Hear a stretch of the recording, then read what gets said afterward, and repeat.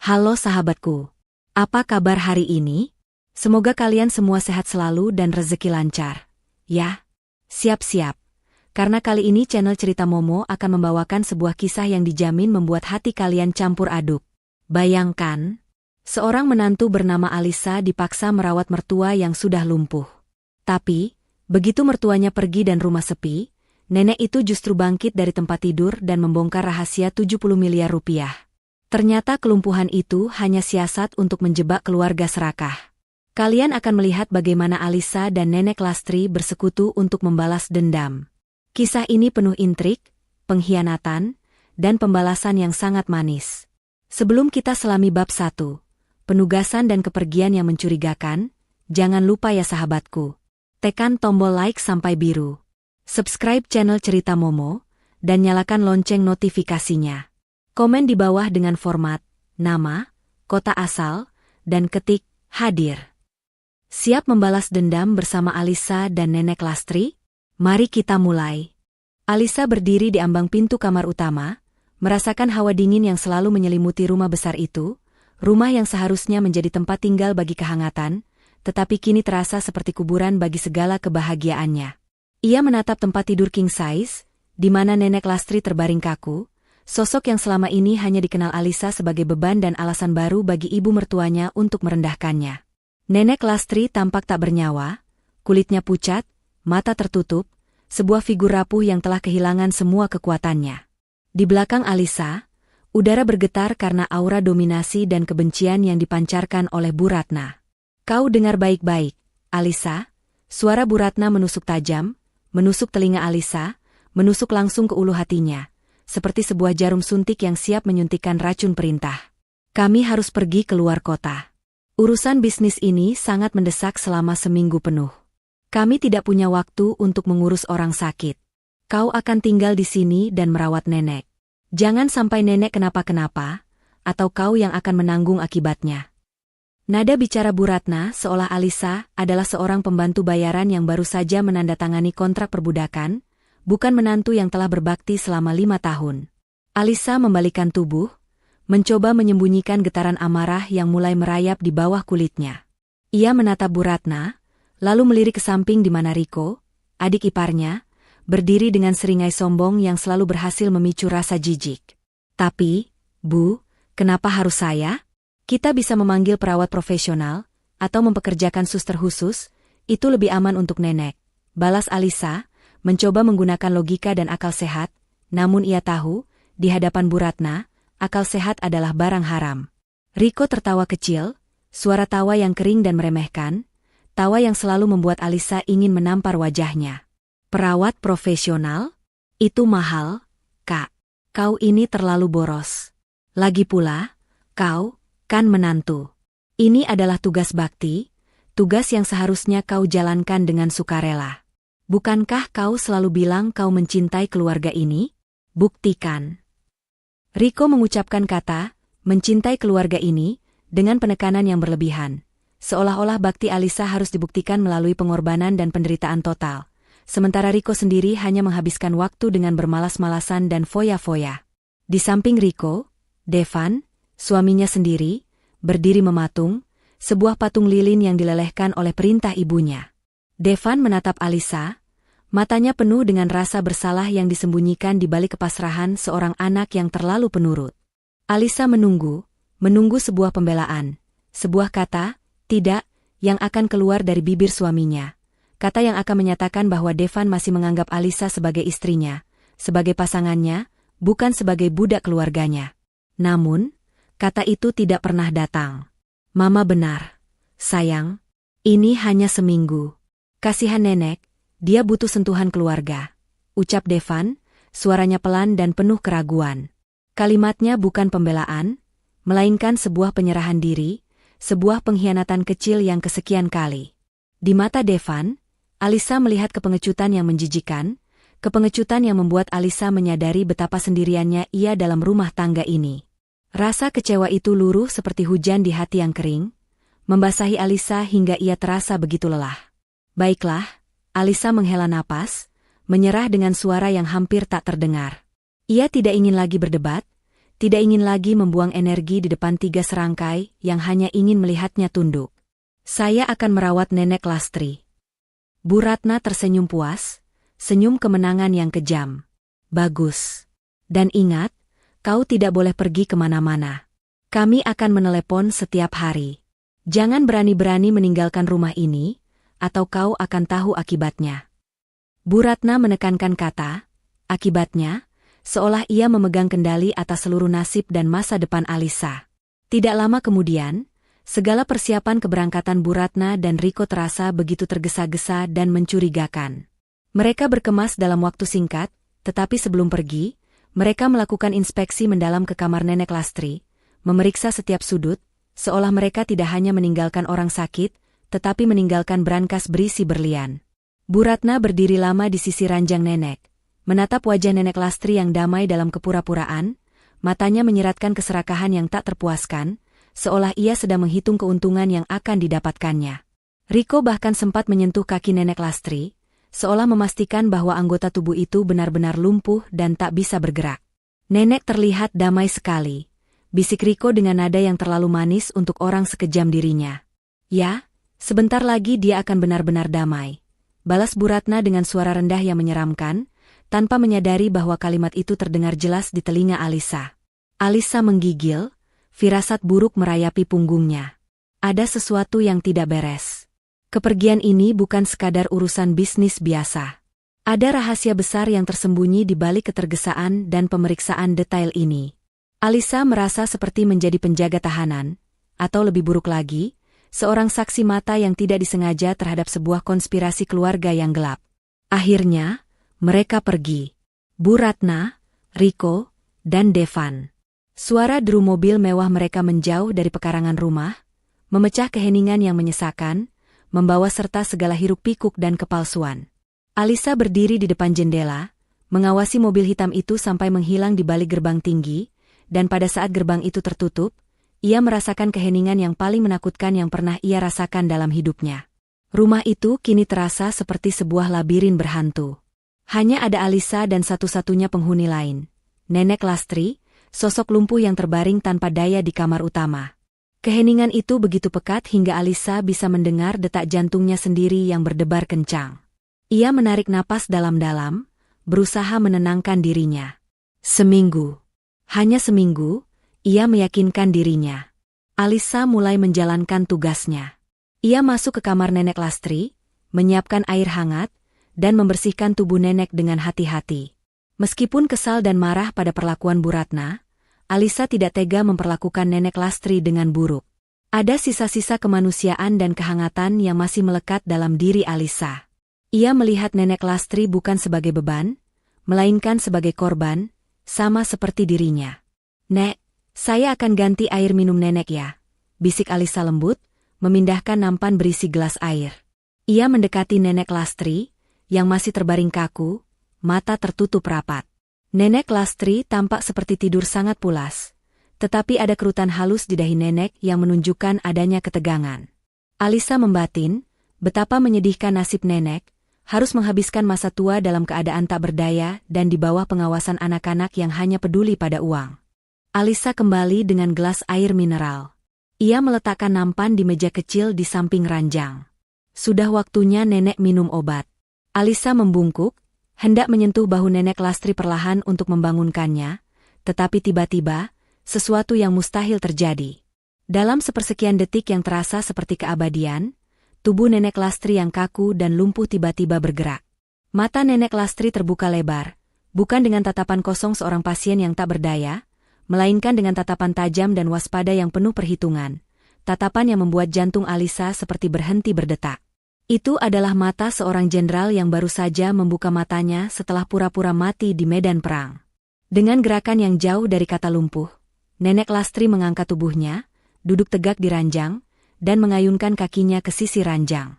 Kedua kaki yang seharusnya mati rasa itu menjejak lantai dengan mantap, membuat suara duk kecil yang bergema di keheningan ruangan. Alisa terperanjat. Gelas air yang dipegangnya terlepas, jatuh ke lantai kayu dengan bunyi pecahan kaca yang memekakan telinga. Air tumpah kemana-mana, dan suara pecahan kaca itu seolah menjadi penanda hancurnya realitas yang ia yakini selama ini. Ia memundurkan langkah, wajahnya pucat pasi, teror murni menguasai dirinya. Ia menatap Nenek Lastri seolah menatap hantu. Nenek, bisik Alisa, suaranya tercekat di tenggorokan. Nenek Lastri mengabaikan gelas yang pecah dan air yang tumpah. Ia mencondongkan tubuhnya ke depan, memastikan tidak ada orang lain di ruangan itu, dan kemudian, dengan suara serak namun tegas, ia berbisik cepat. Sebuah bisikan yang memuat beban dunia dan sebuah pengakuan yang mengguncang jiwa Alisa. Tolong aku, Alisa. Mereka hanya mengincar uangku sebesar 70 miliar rupiah. Ucapan itu adalah sebuah bom yang meledak di tengah keheningan. 70 miliar rupiah. Angka itu berputar di kepala Alisa, angka yang menjelaskan segalanya. Keserakahan Bu Ratna, ketergesaan Riko, dan penugasan aneh yang ia terima. Tetapi yang paling mencengangkan adalah kenyataan bahwa Nenek Lastri tidak lumpuh. Dia berdiri di hadapannya, seorang wanita tua yang cerdas dan penuh daya, yang selama ini menjalankan sandiwara paling sempurna di rumah itu. Nenek Lastri melompat dari ranjang, bergerak cepat menuju pintu kamar dan menguncinya, lalu kembali mendekati Alisa yang masih terpaku. Air mata Nenek Lastri menggenang, air mata yang bukan berasal dari kepura-puraan, melainkan dari penderitaan batin. Ia meraih tangan Alisa dengan genggaman yang kuat, cengkeraman yang menunjukkan vitalitas dan kekuatan yang jauh dari kesan lumpuh. Aku tahu kau terkejut, sayang, ujar Nenek Lastri, suaranya kini sedikit lebih lantang, penuh urgensi. Tapi kau harus dengarkan aku baik-baik. Aku tidak sakit. Aku tidak lumpuh. Aku hanya berpura-pura. Aku sudah curiga pada anak dan cucuku sendiri, pada Bu Ratna dan Riko. Mereka sudah lama berusaha memalsukan surat wasiat, berusaha memaksaku menandatangani surat-surat yang tidak jelas. Semua demi harta warisan yang kutinggalkan, warisan yang bernilai 70 miliar rupiah. Alisa menarik napas dalam-dalam, mencoba memproses informasi yang menyerang kesadarannya. Rasa takutnya berangsur-angsur berubah menjadi kekaguman dan kemarahan. Ia mengingat kembali betapa kejamnya Bu Ratna memperlakukannya, dan kini ia tahu, Bu Ratna jauh lebih kejam lagi terhadap ibunya sendiri. Mereka mengirimu ke sini, bukan untuk menjagaku, tapi untuk memastikan aku tidak bisa pergi kemana-mana. Memastikan aku tetap dalam keadaan lumpuh, sampai mereka bisa memalsukan semua dokumen dan mengambil uang itu. Lanjut Nenek Lastri, matanya berkilat penuh amarah. Mereka bahkan merencanakan sesuatu yang lebih buruk. Mungkin untuk mempercepat kematianku saat mereka sedang pergi. Bu Ratna, dia bilang nenek akan segera damai. Bisik Alisa, mengingat kalimat mengerikan yang didengarnya. Nenek Lastri mengangguk, raut wajahnya berubah suram. Aku tahu. Aku dengar semuanya. Itulah mengapa aku mengambil risiko besar ini, mengungkapkan diriku padamu, menantu yang selama ini mereka rendahkan dan perlakukan seperti pelayan. Aku mengamati mereka, dan aku mengamatimu, Alisa. Kau adalah satu-satunya di rumah ini yang masih memiliki hati nurani. Nenek Lastri memegang kedua tangan Alisa, menatapnya penuh harap. Aku butuh bantuanmu. Waktu kita hanya seminggu. Mereka akan kembali dengan dokumen palsu dan rencana jahat. Kita harus menggunakan waktu ini untuk menghubungi Pak Hasan, pengacaraku, untuk mengumpulkan bukti kejahatan mereka. Kita akan menggunakan sandiwara kelumpuhanku sebagai umpan, jebakan yang tidak akan pernah mereka duga. Alisa memejamkan mata sejenak. 70 miliar rupiah. Sebuah jumlah yang fantastis. Di satu sisi, ia takut, sangat takut. Melawan Bu Ratna dan Riko adalah seperti melawan iblis yang haus kekuasaan. Di sisi lain, ada rasa keadilan yang membara, rasa ingin membalas segala perlakuan buruk yang ia terima, dan yang terpenting, rasa ingin melindungi Nenek Lastri yang kini menjadi sekutunya. Sandiwara ini harus dilanjutkan, bukan untuk menipu, tetapi untuk menjebak. Alisa, si menantu yang dianggap bodoh dan penurut, kini diangkat derajatnya menjadi partner rahasia, kunci utama dalam permainan catur 70 miliar rupiah ini. Ia melihat kepecahan kaca di lantai, lalu menatap Nenek Lastri. Ia tidak lagi melihat orang sakit, tetapi seorang wanita kuat yang siap berperang. Ia harus memilih, menjadi korban pasif, atau menjadi pemain utama dalam sandiwara pembalasan dendam ini. Alisa menarik napas dalam-dalam. Jawabannya sudah jelas. Alisa merasakan dinginnya lantai kayu di bawah telapak kakinya yang telanjang, sebuah sensasi yang membawanya kembali pada kenyataan yang baru saja ia saksikan.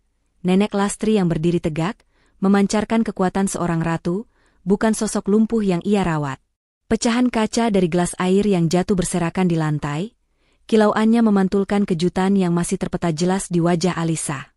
Ketakutan pertamanya telah mereda, digantikan oleh gelombang kesadaran yang dingin dan rasa jijik yang dalam terhadap keluarga suaminya. 70 miliar rupiah. Angka itu bukan sekadar jumlah uang, melainkan sebuah motif, sebuah kekuatan destruktif yang mampu mengubah darah daging menjadi serigala yang siap menerkam. Jangan buang waktu, Alisa, desis Nenek Lastri, suaranya kini kembali tenang, kembali ke mode komando setelah kepanikan singkatnya mereda. Nenek Lastri berjongkok, gerakan yang sangat lincah untuk ukuran wanita tua, dan mulai mengumpulkan pecahan kaca itu dengan handuk yang ada di dekatnya. Sebuah tindakan yang menunjukkan bahwa ia sudah terbiasa membersihkan kekacauan, bahkan di tengah pengakuan yang mengguncang dunia. Kita harus segera membersihkan ini. Mereka tidak boleh curiga bahkan pada sehelai rambut pun. Mereka mungkin akan kembali, atau setidaknya, ada mata-mata yang mengawasi rumah ini dari luar. Alisa segera ikut membantu, lututnya gemetar, tetapi tangannya kini bergerak cekatan. Keheningan yang sempat membius kini diisi oleh suara Nenek Lastri, yang menjelaskan segalanya dengan detail yang mengejutkan dan dingin. Nenek Lastri bukan hanya berpura-pura sakit. Ia telah merencanakan sandiwara ini selama hampir 1 tahun, setelah ia menemukan dokumen rahasia di tas Bu Ratna yang berisi konsultasi pemalsuan tanda tangan. Warisan 70 miliar itu berasal dari aset properti pribadi dan saham perusahaan yang dibangunnya sendiri, aset yang ia sengaja rahasiakan dari anak dan cucunya yang serakah. Karena ia tahu, begitu mereka mencium aroma uang, kemanusiaan mereka akan lenyap. Aku pura-pura lumpuh dan sakit keras agar mereka merasa menang, agar mereka merasa semua sudah ada dalam genggaman mereka. Jelas Nenek Lastri, matanya memancarkan kepedihan yang mendalam. Mereka akan bekerja keras untuk memalsukan wasiat itu, mengeluarkan uang, dan merencanakan kejahatan mereka, sementara aku punya waktu untuk menyusun strategi yang tidak akan pernah mereka duga. Aku butuh orang di dalam, orang yang tidak mereka curigai, dan kau, Alisa, kau adalah pilihan terbaik, karena mereka sudah menganggapmu sebagai pelayan tak berharga. Rasa sakit menghantam dada Alisa mendengar penegasan itu. Ia memang dianggap tak berharga, sebuah boneka yang hanya bisa menuruti perintah. Tetapi ironisnya, status tak berharga, itulah yang kini menjadi senjata terkuatnya. Alisa memikirkan Devan, suaminya. Di mana posisi Devan dalam permainan kotor ini? Nenek Lastri seolah membaca pikiran Alisa. Devan, ujar Nenek Lastri, menghela napas panjang. Dia pengecut. Bukan serakah, tapi pengecut. Dia takut pada ibunya, takut kehilangan kenyamanan yang diberikan ibunya. Dia tahu ada yang tidak beres, tapi dia memilih menutup mata. Dia tidak tahu detail warisan 70 miliar itu, tapi dia ikut serta dalam sandiwara pemaksaan ini. Aku sudah lama berhenti berharap padanya, Alisa. Kau juga harus melakukannya. Sekarang, fokus kita adalah menjatuhkan Bu Ratna dan Riko, dan menyelamatkan warisan ini untuk keadilan, bukan untuk kekejaman. Setelah pecahan kaca terakhir dibuang ke tempat sampah yang tersembunyi jauh dari pandangan, Nenek Lastri membawa Alisa ke sebuah lemari pakaian antik yang berat, yang selama ini selalu dikunci dan dianggap Bu Ratna hanya berisi pakaian-pakaian tua.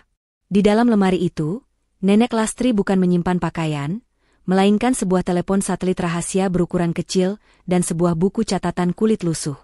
Ini adalah satu-satunya cara kita berkomunikasi dengan dunia luar tanpa terdeteksi oleh jaringan telepon rumah yang pasti disadap Bu Ratna, bisik Nenek Lastri. Dan buku ini berisi semua sandi, rekening, dan yang terpenting, nomor kontak Pak Hasan. Pak Hasan, nama itu kembali disebut. Dia adalah kunci, titik balik dalam alur cerita ini. Nenek Lastri menjelaskan bahwa Pak Hasan adalah satu-satunya pengacara yang memegang wasiat asli, wasiat yang sudah ia persiapkan 10 tahun lalu, yang secara khusus mencantumkan klausul pencabutan waris bagi siapapun yang terbukti melakukan upaya penipuan atau penggelapan harta. Tugas pertama Alisa adalah menelepon Pak Hasan. Segera, karena waktu mereka semakin menipis. Dengan tangan yang sedikit gemetar, Alisa memutar nomor yang tertera di buku itu. Setiap detik terasa seperti berjam-jam, setiap nada sambung terasa seperti palu yang memukul genderang perang. Akhirnya, suara seorang pria tua yang tegas dan berwibawa terdengar. Nenek Lastri mengambil alih telepon itu, dan percakapan mereka berlangsung cepat, penuh kode, dan sangat rahasia. "Hasan, ini aku." Sandiwara dimulai. "Aku sudah di rumah, mereka pergi. Kau harus segera bertindak. Kita hanya punya waktu seminggu. Aku butuh umpannya," pinta Nenek Lastri. Umpan yang dimaksud adalah dokumen palsu yang akan mereka gunakan untuk menjebak Bu Ratna. Pak Hasan, yang sudah mengetahui sandiwara ini dari Nenek Lastri sejak awal, tidak terkejut. Dia langsung mengerti dan berjanji akan segera menyiapkan perubahan wasiat terakhir palsu yang akan disodorkan kepada Bu Ratna. Sebuah dokumen yang akan membuat Bu Ratna merasa di atas angin, padahal itu adalah pengikat hukuman. Nenek Lastri mengakhiri panggilan, wajahnya tampak lega, tetapi juga lelah. Pak Hasan akan datang dalam beberapa hari. Sementara itu, kita harus menemukan bukti tambahan. Mereka pasti menyimpan surat-surat palsu atau dokumen rencana mereka di suatu tempat di rumah ini, mungkin di kamar Bu Ratna. Saat Nenek Lastri dan Alisa sedang menyusun rencana penggeledahan kamar Bu Ratna, telepon rumah yang terletak di ruang tengah tiba-tiba berdering, memecah keheningan rumah besar itu dengan suara nyaring dan mengagetkan, seperti sebuah alarm yang membunyikan peringatan bahaya. Jantung Alisa melonjak, rasa panik tiba-tiba menyergapnya. Siapa yang akan menelepon secepat ini? "Cepat, Alisa. Aku kembali ke ranjang," seru Nenek Lastri. Dalam gerakan yang luar biasa cepat, Nenek Lastri kembali ke mode lumpuh. Kakinya terangkat, tubuhnya terbaring kaku, mata terpejam. Transformasi itu begitu sempurna, begitu cepat, hingga Alisa hampir meragukan apa yang baru saja ia saksikan. Dia berlari ke ruang tengah, berusaha terlihat tenang, dan mengangkat gagang telepon. "Halo?" tanya Alisa, suaranya berusaha terdengar datar dan kelelahan, sesuai dengan peran menantu yang baru saja ditinggal mengurus orang sakit. "Alisa, ini Mama. Kenapa lama sekali mengangkat teleponnya? Apa yang kau lakukan?" Suara Bu Ratna meledak dari ujung telepon, penuh kecurigaan dan dominasi. Alisa menarik napas, mulai berakting. "Maaf, Bu. Saya baru selesai mengganti popok nenek. Dia sangat berat. Saya lelah sekali." "Popok? Jangan berlebihan. Bagaimana nenek? Dia masih sama?" Bu Ratna bertanya, dan di balik kata, "sama," itu, Alisa bisa merasakan pertanyaan sesungguhnya. Apakah nenek masih lumpuh? Apakah nenek masih hidup? "Nenek masih seperti biasa, Bu," jawab Alisa, menjaga nada suaranya agar terdengar pasrah dan datar, sebuah nada yang Bu Ratna kenal baik dari menantunya yang lemah. "Hanya terbaring. Dia tidak mau makan banyak, Bu. Saya khawatir." "Khawatir? Tidak perlu khawatir berlebihan. Kau urus saja dengan baik. Mama dan Riko baru saja mendarat, dan kami harus segera bertemu investor. Dengarkan Mama baik-baik, Alisa. Kami tidak sepenuhnya pergi. Ada seseorang yang kami minta untuk mengawasi rumah ini. Jadi, jangan coba-coba main api, jangan coba-coba keluar rumah, dan jangan sampai ada orang asing yang masuk. Paham?" Kalimat itu, "ada seseorang yang kami minta untuk mengawasi rumah ini," mendarat di telinga Alisa seperti tamparan keras. Itu adalah peringatan di tengah panik yang nyata. Bu Ratna tidak hanya meninggalkan nenek untuk mati, tetapi juga meninggalkan mata-mata untuk memastikan sandiwara kelumpuhan Nenek Lastri tetap berjalan dan memastikan Alisa tidak kabur. Tangan Alisa mencengkeram gagang telepon, keringat dingin membasahi telapak tangannya. "Paham, Bu. Saya tidak akan kemana-mana. Saya akan menjaga nenek," jawab Alisa, berhati-hati agar suaranya tidak terlalu kencang sehingga bisa didengar oleh mata-mata yang mungkin berada di luar gerbang. Bu Ratna menutup telepon tanpa mengucapkan salam perpisahan, hanya menyisakan bunyi tut panjang yang mematikan. Alisa meletakkan gagang telepon, bersandar ke dinding, dan menutup matanya. Sandiwara ini jauh lebih berbahaya dan rumit dari yang ia bayangkan. Tidak hanya waktu yang menjadi musuh, tetapi kini ada mata-mata yang tidak terlihat. Mereka harus bertindak cepat dan tanpa celah. Alisa bergegas kembali ke kamar Nenek Lastri. Nenek Lastri membuka matanya, menatap Alisa dengan tatapan bertanya. Alisa menceritakan ancaman Bu Ratna tentang adanya pengawas. Aku sudah menduga, kata Nenek Lastri, wajahnya keruh. Mereka tidak akan mengambil risiko. Tapi bagus. Itu berarti mereka sangat yakin bahwa rencana mereka akan berhasil, dan aku akan segera pergi. Sekarang, kita harus lebih pintar. Tidak ada lagi berjalan-jalan di rumah. Kita harus memanfaatkan waktu saat mata-mata itu lengah. Jam tidur mereka adalah jam kerja kita. Kita mulai mencari dokumen Bu Ratna malam ini juga, di kamarnya. Kita butuh bukti yang kuat untuk Pak Hasan, bukti yang akan memenjarakan mereka, bukan hanya mencabut warisan mereka. Aliansi rahasia itu kini semakin solid, diikat oleh ancaman yang sama dan tujuan yang sama, keadilan dan harta 70 miliar rupiah. Alisa menatap Nenek Lastri, dan Nenek Lastri membalas tatapannya. Tidak ada lagi rasa takut yang dominan. Yang ada hanya tekad dingin dan perhitungan yang matang. Mereka telah membuat keputusan, dan kini, mereka harus hidup di bawah bayangan mata-mata, berpura-pura lumpuh di siang hari, dan bergerak seperti bayangan di malam hari. Seminggu. 6 hari tersisa sebelum Bu Ratna dan Riko kembali dengan jebakan mereka. Permainan ini baru saja dimulai, dan Alisa tahu, malam itu adalah malam perencanaan rahasia mereka, malam di mana ia dan Nenek Lastri akan mengorbankan tidur mereka demi masa depan dan pembalasan dendam yang manis. Ketenangan yang menyelimuti rumah besar itu setelah panggilan telepon dari Bu Ratna bukanlah ketenangan sejati, melainkan keheningan sebuah perangkap yang siap ditutup. Waktu berjalan merangkak. Setiap detik terasa seperti jarum jam yang berkarat, menggores saraf Alisa dan Nenek Lastri. Siang hari dipenuhi dengan sandiwara yang melelahkan. Alisa harus memainkan peran sebagai menantu yang patuh dan hampir pingsan karena kelelahan. Sesekali merengek pelan di telepon saat Devan menelepon, memastikan bahwa ia tampak benar-benar tertekan.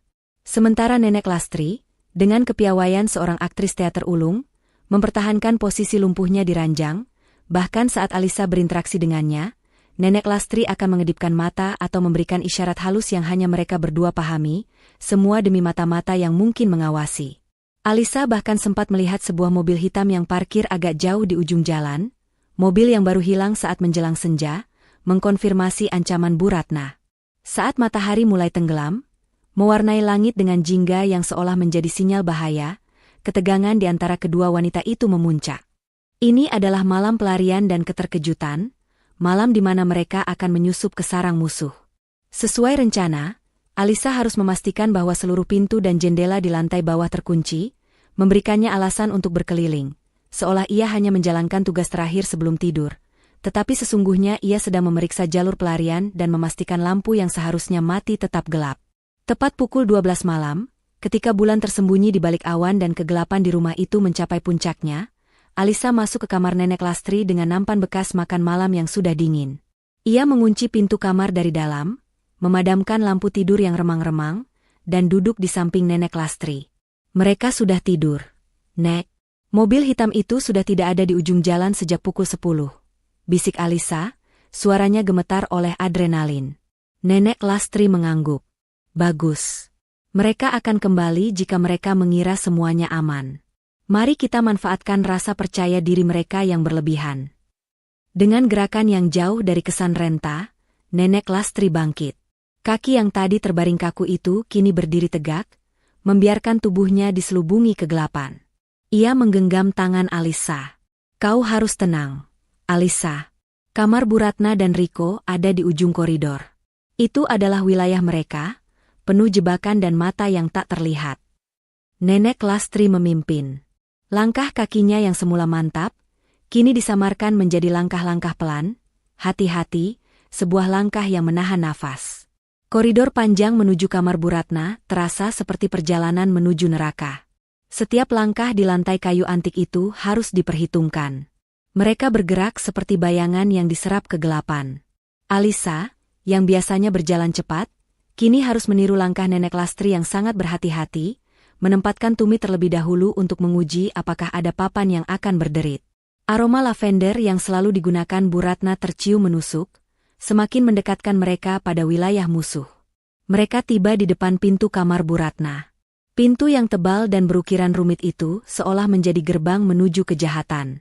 Alisa menyalakan senter kecil yang dibawanya dari saku, memfokuskannya ke gagang pintu. Terkunci, bisik Alisa. Nenek Lastri tersenyum tipis di tengah kegelapan, senyum yang menunjukkan pengetahuan yang lebih dalam tentang rumahnya sendiri. Tentu saja terkunci, mereka bukan orang bodoh. Tapi aku sudah tahu kebiasaan mereka. Bu Ratna selalu meninggalkan kunci cadangan di tempat yang ia yakini tidak akan pernah disentuh orang lain. Nenek Lastri mengarahkan tangannya ke atas bingkai pintu, merogoh bagian atas ukiran kayu yang paling rumit. Jari-jarinya yang cekatan menemukan sesuatu yang kecil dan dingin. Sebuah kunci kuningan. Kunci cadangan. Rasa keterkejutan pertama menghantam Alisa. Nenek Lastri tahu segalanya. Sandiwara ini benar-benar telah ia persiapkan dengan matang, termasuk cara untuk membongkar pertahanan anaknya sendiri. Kunci berputar dengan bunyi klik yang sangat keras di keheningan malam, membuat Alisa menahan napas. Mereka mendorong pintu perlahan-lahan, hingga tercipta celah kecil yang cukup untuk dilewati satu orang. Begitu mereka masuk, kamar itu langsung terasa dingin dan sombong. Meskipun gelap, Alisa bisa merasakan kemewahan yang berlebihan di kamar itu, bantal-bantal sutra, karpet tebal, dan meja rias besar yang penuh botol parfum mahal. Ini adalah ruang kekuasaan Bu Ratna, sebuah cerminan egonya yang tak terbatas. Cari dokumen wasiat, surat-surat notaris, atau apapun yang ada kaitannya dengan properti atau bank, perintah Nenek Lastri, kini ia bergerak menuju lemari kerja besar yang terkunci. Aku akan fokus pada brankas mini di balik lukisan. Alisa mulai bergerak ke meja kerja Bu Ratna. Ia menggeledah laci demi laci dengan hati-hati. Di laci pertama, ia menemukan tumpukan tagihan kartu kredit yang mencengangkan, bukti gaya hidup mewah yang Bu Ratna ingin pertahankan dengan harta Nenek Lastri. Di laci kedua, ia menemukan paspor dan beberapa perhiasan emas. Namun, tidak ada dokumen wasiat. Nenek Lastri, sementara itu, sudah berhasil membuka brankas tersembunyi di balik lukisan pemandangan Eropa. Lagi-lagi, keterkejutan melanda Alisa. Bagaimana Nenek Lastri tahu semua rahasia ini? Nenek Lastri menjelaskan bahwa ia sengaja memasang brankas itu dan memberikan kode kepada Bu Ratna beberapa tahun lalu, sebagai ujian pertama, dan Bu Ratna berhasil gagal dalam ujian hati nurani itu. Ini dia, bisik Nenek Lastri, menarik keluar sebuah amplop coklat tebal yang disegel. Di dalamnya, ada beberapa lembar kertas bermaterai yang merupakan draft wasiat palsu. Ini rencana mereka. Mereka sudah menyiapkan semua untuk ditandatangani segera setelah mereka kembali. Alisa menghampiri Nenek Lastri, dan saat mereka berdua meneliti dokumen itu di bawah cahaya senter, mata Alisa membelalak. Dokumen itu bukan hanya mencantumkan nama Bu Ratna dan Riko sebagai pewaris tunggal dari aset 70 miliar rupiah, tetapi di bagian bawah, ada sebuah jadwal yang sangat rinci untuk proses pemindahan aset dan bahkan, pemutusan daya listrik dan air di kamar Nenek Lastri beberapa hari setelah wasiat palsu itu ditandatangani. Keterkejutan itu berubah menjadi kengerian. Ini bukan hanya tentang uang, ini adalah rencana pembunuhan berencana yang terselubung. Mereka ingin membiarkan Nenek Lastri mati perlahan, sendirian dan tanpa daya, setelah mereka mendapatkan harta itu. Darah Alisa terasa mendidih. Segala keraguannya sirna, digantikan oleh tekad membara untuk menghancurkan keluarga ini. Mereka benar-benar iblis, desah Alisa, mencengkeram draft wasiat palsu itu. Tiba-tiba, suara derit tajam memecah keheningan di luar kamar. Krek! Itu adalah suara derit papan lantai di koridor. Sangat dekat, suara yang hanya bisa ditimbulkan oleh langkah kaki manusia yang sangat berhati-hati. Jantung Alisa melompat ke tenggorokan. Rasa panik yang murni dan menggelegak menyerang mereka berdua. Mata-mata itu. Atau mungkin Devan yang tiba-tiba terbangun dan curiga. Sembunyikan. Cepat, bisik Nenek Lastri. Wajahnya yang semula penuh kemenangan kini pucat karena ketegangan. Ia tahu, jika mereka tertangkap di kamar ini, dengan bukti wasiat palsu di tangan, sandiwara ini akan berakhir dengan tragis, dan nyawa mereka berdua dalam bahaya. Alisa dengan cepat menyelipkan draft wasiat palsu ke dalam baju tidurnya, sementara Nenek Lastri dengan cekatan mengunci kembali brankas mini, memasukkan kunci cadangan ke tempat persembunyiannya, dan menutup pintu lemari kerja. Mereka bergerak dalam kegelapan total, tanpa suara, dipandu oleh naluri bertahan hidup yang mendadak tajam. Suara langkah kaki itu semakin dekat, berhenti tepat di depan pintu kamar Bu Ratna. Terdengar suara nafas yang tertahan dari balik pintu. Seseorang sedang mengintip melalui celah kunci, atau mungkin hanya mendengarkan. Kita harus keluar. Sekarang, desis Nenek Lastri. Namun, Nenek Lastri tidak bisa berlari. Sandiwara kelumpuhan ini harus dipertahankan, bahkan dalam keadaan darurat ini. Mereka tidak bisa keluar melalui pintu utama, karena orang di luar itu pasti akan melihat Nenek Lastri yang berjalan. Mereka harus melarikan diri dengan cara yang berbeda. Nenek Lastri bergerak ke jendela kamar Bu Ratna. Jendela itu menghadap ke halaman belakang yang tertutup semak-semak lebat. Dengan susah payah, Nenek Lastri membuka kait jendela. Kau duluan, Alisa.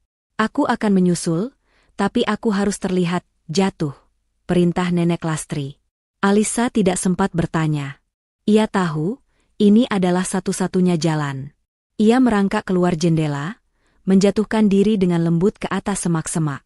Tepat setelah Alisa keluar, Nenek Lastri menjatuhkan dirinya ke lantai di samping ranjang, menciptakan suara gedebuk yang cukup keras, tetapi teredam oleh karpet tebal, seolah ada sesuatu yang jatuh di kamar itu. Suara gedebuk itu berhasil mengagetkan orang di balik pintu. Langkah kaki di luar pintu terdengar menjauh dengan tergesa-gesa. Tampaknya, orang itu tidak berani masuk dan memilih untuk melaporkan suara aneh itu. Itu memberi mereka beberapa detik berharga.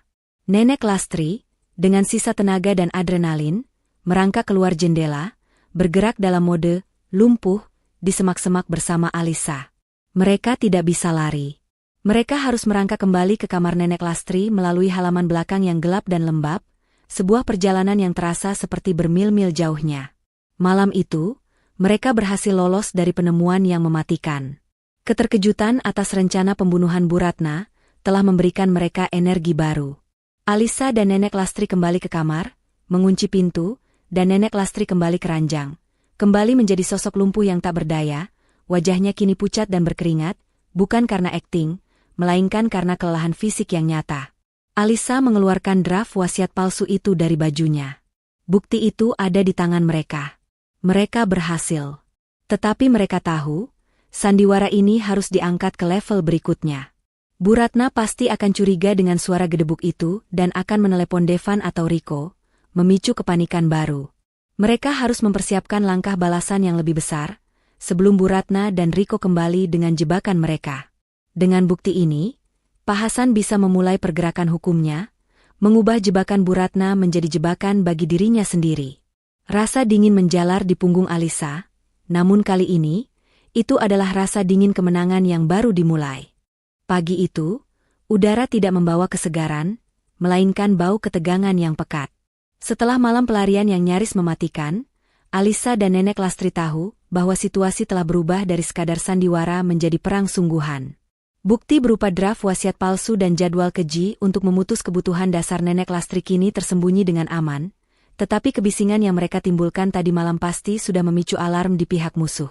Dan benar saja, alarm itu berbunyi. Tepat pukul 7 pagi, telepon rumah berdering nyaring, memecah keheningan yang rapuh. Alisa, yang hanya tidur kurang dari 2 jam, bergegas mengangkatnya, jantungnya berdebar kencang. Ia tahu siapa di ujung sana. Alisa, apa-apaan suara gaduh tadi malam? Kau dengar tidak sesuatu jatuh di kamar Mama? Jawab jujur.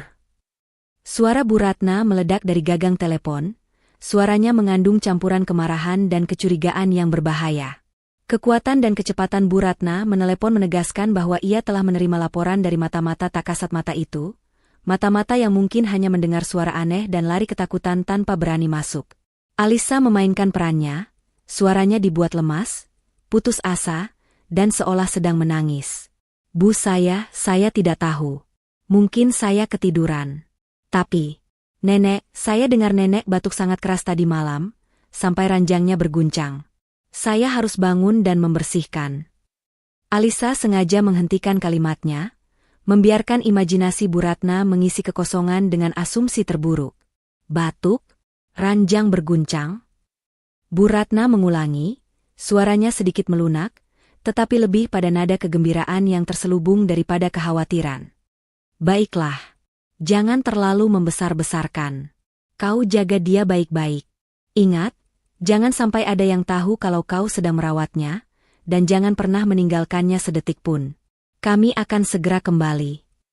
Bu Ratna menutup teleponnya lagi, tanpa basa-basi, tanpa ucapan kasih sayang, hanya menyisakan perintah dan ancaman. Alisa meletakkan telepon, merasakan keringat dingin membasahi punggungnya. Ia berhasil melewati putaran pertama krisis pagi itu, tetapi ia tahu, Bu Ratna kini lebih waspada dan mungkin akan mempercepat rencananya. Ia bergegas kembali ke kamar Nenek Lastri, di mana Nenek Lastri sudah kembali ke sandiwara lumpuhnya, matanya terpejam sempurna, meskipun di balik kelopak mata itu, pikirannya bekerja keras. Dia mulai panik, bisik Nenek Lastri setelah Alisa mengunci pintu kamar. Itu bagus. Kecerobohan lahir dari kepanikan. Sekarang, kita harus menyerang saat dia panik. Strategi balas dendam dimulai dengan langkah paling penting, menghubungi Pak Hasan. Mereka menggunakan telepon satelit rahasia yang tersembunyi di lemari. Nenek Lastri menjelaskan secara rinci temuan mereka, draft wasiat palsu dan, yang terpenting, jadwal keji untuk memutus kehidupan nenek. Pak Hasan terkejut. Suaranya yang tenang sempat bergetar mendengar kekejaman Bu Ratna dan Riko. Bukti ini sudah lebih dari cukup, Nyonya Lastri, kata Pak Hasan melalui saluran yang terenkripsi. Ini adalah rencana pembunuhan berencana yang didorong oleh keserakahan. Sekarang, kita jalankan umpannya. Umpan, yang dimaksud adalah langkah balasan yang akan membuat Bu Ratna dan Riko terlena, hingga mereka melompat masuk ke dalam jebakan hukum yang sudah disiapkan Pak Hasan. Rencananya adalah Pak Hasan akan muncul di rumah itu dalam 2 hari ke depan, membawa perubahan wasiat terakhir, palsu. Sebuah dokumen yang kelihatannya menguntungkan Bu Ratna dan Riko 100%, tetapi di dalamnya, terdapat klausul tersembunyi yang menyatakan bahwa penandatanganan dokumen itu di hadapan Pak Hasan dan beberapa saksi, secara hukum, akan membatalkan wasiat palsu manapun yang mereka siapkan, dan secara otomatis mengaktifkan wasiat asli yang sudah dipegang Pak Hasan, yang mencantumkan klausul pencabutan waris bagi penipu. Alisa mendengarkan rencana itu dengan takjub. Ini adalah strategi yang cemerlang, membiarkan musuh menangkap umpan yang terlihat gemuk, tetapi ternyata berisi mata kail yang mematikan. Aku akan menyiapkan dokumen itu dengan detail sempurna, janji Pak Hasan. Kalian harus menciptakan kondisi di rumah agar Bu Ratna dan Riko segera kembali. Buat mereka panik total, seolah Nyonya Lastri berada di ambang kematian. Mereka harus datang tergesa-gesa, tanpa sempat membaca satu kata pun dari dokumen, umpan, itu, hanya fokus pada angka 70 miliar rupiah. Strategi balas dendam itu tidak hanya melibatkan manuver hukum yang cerdas, tetapi juga melibatkan manuver emosional dan sosial. Alisa harus menciptakan drama publik. Alisa, kata Nenek Lastri, matanya kini menatap dinding, seolah melihat melalui mata-mata di luar. Kau harus bicara dengan seseorang. Seseorang yang cukup jauh dari keluarga ini, tapi cukup dekat dengan lingkungan sosial Bu Ratna. Seseorang yang mulutnya akan menyebarkan kabar kemana-mana.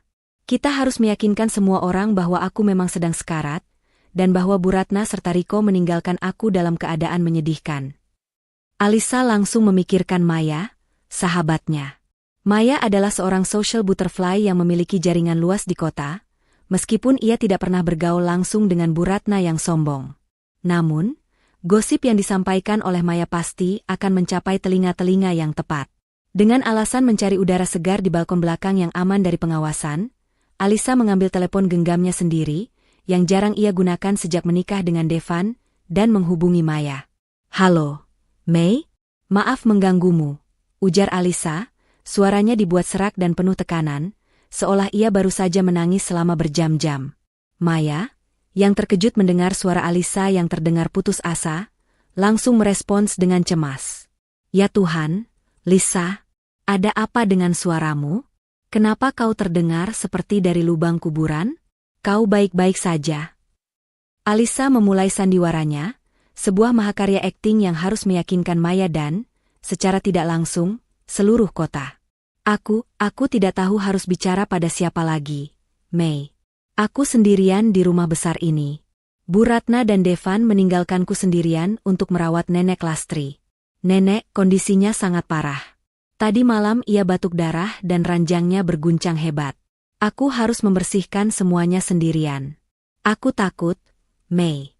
Aku takut nenek akan pergi saat aku sendirian.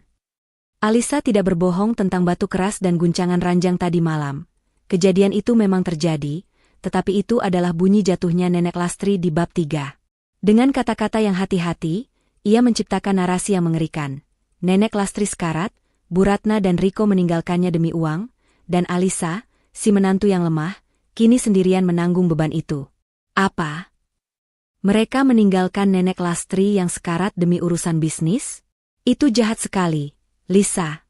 Seru Maya, suaranya penuh kemarahan dan keterkejutan, persis reaksi yang diinginkan Alisa. Aku tidak tahu harus berbuat apa. Aku sangat lelah, Mei. Tolong doakan aku dan nenek. Aku harus kembali merawatnya. Jangan beritahu siapapun, ya? Aku tidak ingin membuat masalah. Aku takut Bu Ratna marah padaku, pinta Alisa, padahal yang sebenarnya ia inginkan adalah kebalikan dari itu. Ia ingin Maya menyebarkan cerita ini ke seluruh lingkaran sosialnya. Begitu telepon ditutup, Alisa tersenyum kecil. Ia tahu, dalam waktu 24 jam, kabar tentang Nenek Lastri yang sekarat, dan kekejaman Bu Ratna yang meninggalkan menantunya sendirian, akan menjadi bumbu gosip utama di kalangan sosialita, menciptakan tekanan moral dan sosial yang akan memaksa Bu Ratna untuk segera kembali dan bertindak. Nenek Lastri, yang mendengar sebagian percakapan itu melalui pintu yang sedikit terbuka, mengangguk puas. Luar biasa, Alisa. Kau memiliki bakat yang terpendam. Sekarang, Bu Ratna akan kembali bukan hanya karena rencananya, tetapi juga karena ia tidak ingin reputasinya hancur di mata masyarakat. Kini, mereka harus menentukan momen puncak. Nenek Lastri, dengan ketenangan yang menakjubkan, melihat kalender di dinding. Bu Ratna berencana kembali lusa pagi. Dia ingin semuanya selesai sebelum akhir pekan. Kita harus melakukan satu hal lagi untuk memancingnya pulang malam ini juga. Apa, Nek? Tanya Alisa, kini sepenuhnya terbawa oleh adrenalin strategi ini. Nenek Lastri menarik napas panjang. Kau harus menciptakan situasi darurat yang tidak bisa diabaikan oleh Bu Ratna. Sesuatu yang akan memaksa mereka kembali sekarang, malam ini, panik, dan tergesa-gesa. Sesuatu yang akan membuat Pak Hasan dapat menyergap mereka sebelum mereka sempat menarik napas. Tapi apa? Jika saya bilang nenek meninggal, itu terlalu jauh. Mereka akan curiga, kata Alisa. Tidak. Bukan kematian, jawab Nenek Lastri, matanya berkilat penuh rencana. Kita harus menggunakan kelemahan terbesar mereka, ketakutan kehilangan kendali. Kau harus menghubungi Devan, suamimu, si pengecut itu, dan memberitahu dia satu hal yang sangat spesifik. Kau akan memanggil polisi karena kau merasa nenek dalam bahaya dan kau tidak tahan lagi. Strategi itu kejam, tetapi brilian. Bu Ratna tidak takut pada kematian ibunya, tetapi ia takut pada polisi dan keterlibatan pihak berwajib yang akan mengancam sandiwara wasiat palsunya. Devan, yang lemah dan selalu ingin menghindari masalah, pasti akan langsung panik dan segera menelepon ibunya. Alisa mengangguk, mengambil kembali teleponnya. Jari-jarinya menekan nomor Devan. Devan mengangkatnya dengan suara malas, jelas sedang menikmati waktu jauh dari rumah. Ya, sayang, ada apa? Nenek baik-baik saja, kan? Tanya Devan, nada suaranya sedikit terganggu. Alisa menarik napas, memberikan penampilan terbaik dalam hidupnya. Suaranya terdengar putus asa dan sedikit gila. Tidak, Devan, aku tidak tahan lagi. Aku tidak tahu apa yang dilakukan ibumu. Aku sudah menemukan keanehan. Nenek semakin parah, dan aku merasa aku dalam bahaya. Jika kamu tidak segera pulang dan menjelaskan semuanya, aku akan memanggil polisi. Aku akan bilang pada polisi bahwa ibumu meninggalkan nenek yang sekarat di bawah perawatanku, dan aku takut ada yang tidak beres. Alisa menutup teleponnya sebelum Devan sempat menjawab, sebuah tindakan yang berani dan putus asa. Ia kembali ke kamar Nenek Lastri, gemetar. Misi selesai. Bola api sudah diluncurkan. Nenek Lastri tersenyum tipis. Selesai. Sekarang, tunggu. Devan akan panik dan menelepon Bu Ratna. Bu Ratna akan marah besar dan akan segera terbang kembali untuk mengendalikan situasimu. Mereka akan tiba dalam beberapa jam ke depan, penuh amarah dan kesombongan. Itu adalah waktu yang sempurna bagi Pak Hasan untuk menunggu mereka dengan umpan terbaik kita. Sekarang, kita istirahat, Alisa. Kita telah memulai balasan dendam, dan malam ini, Bu Ratna yang akan panik. Alisa menatap Nenek Lastri, merasa kelelahan, tetapi juga bangga.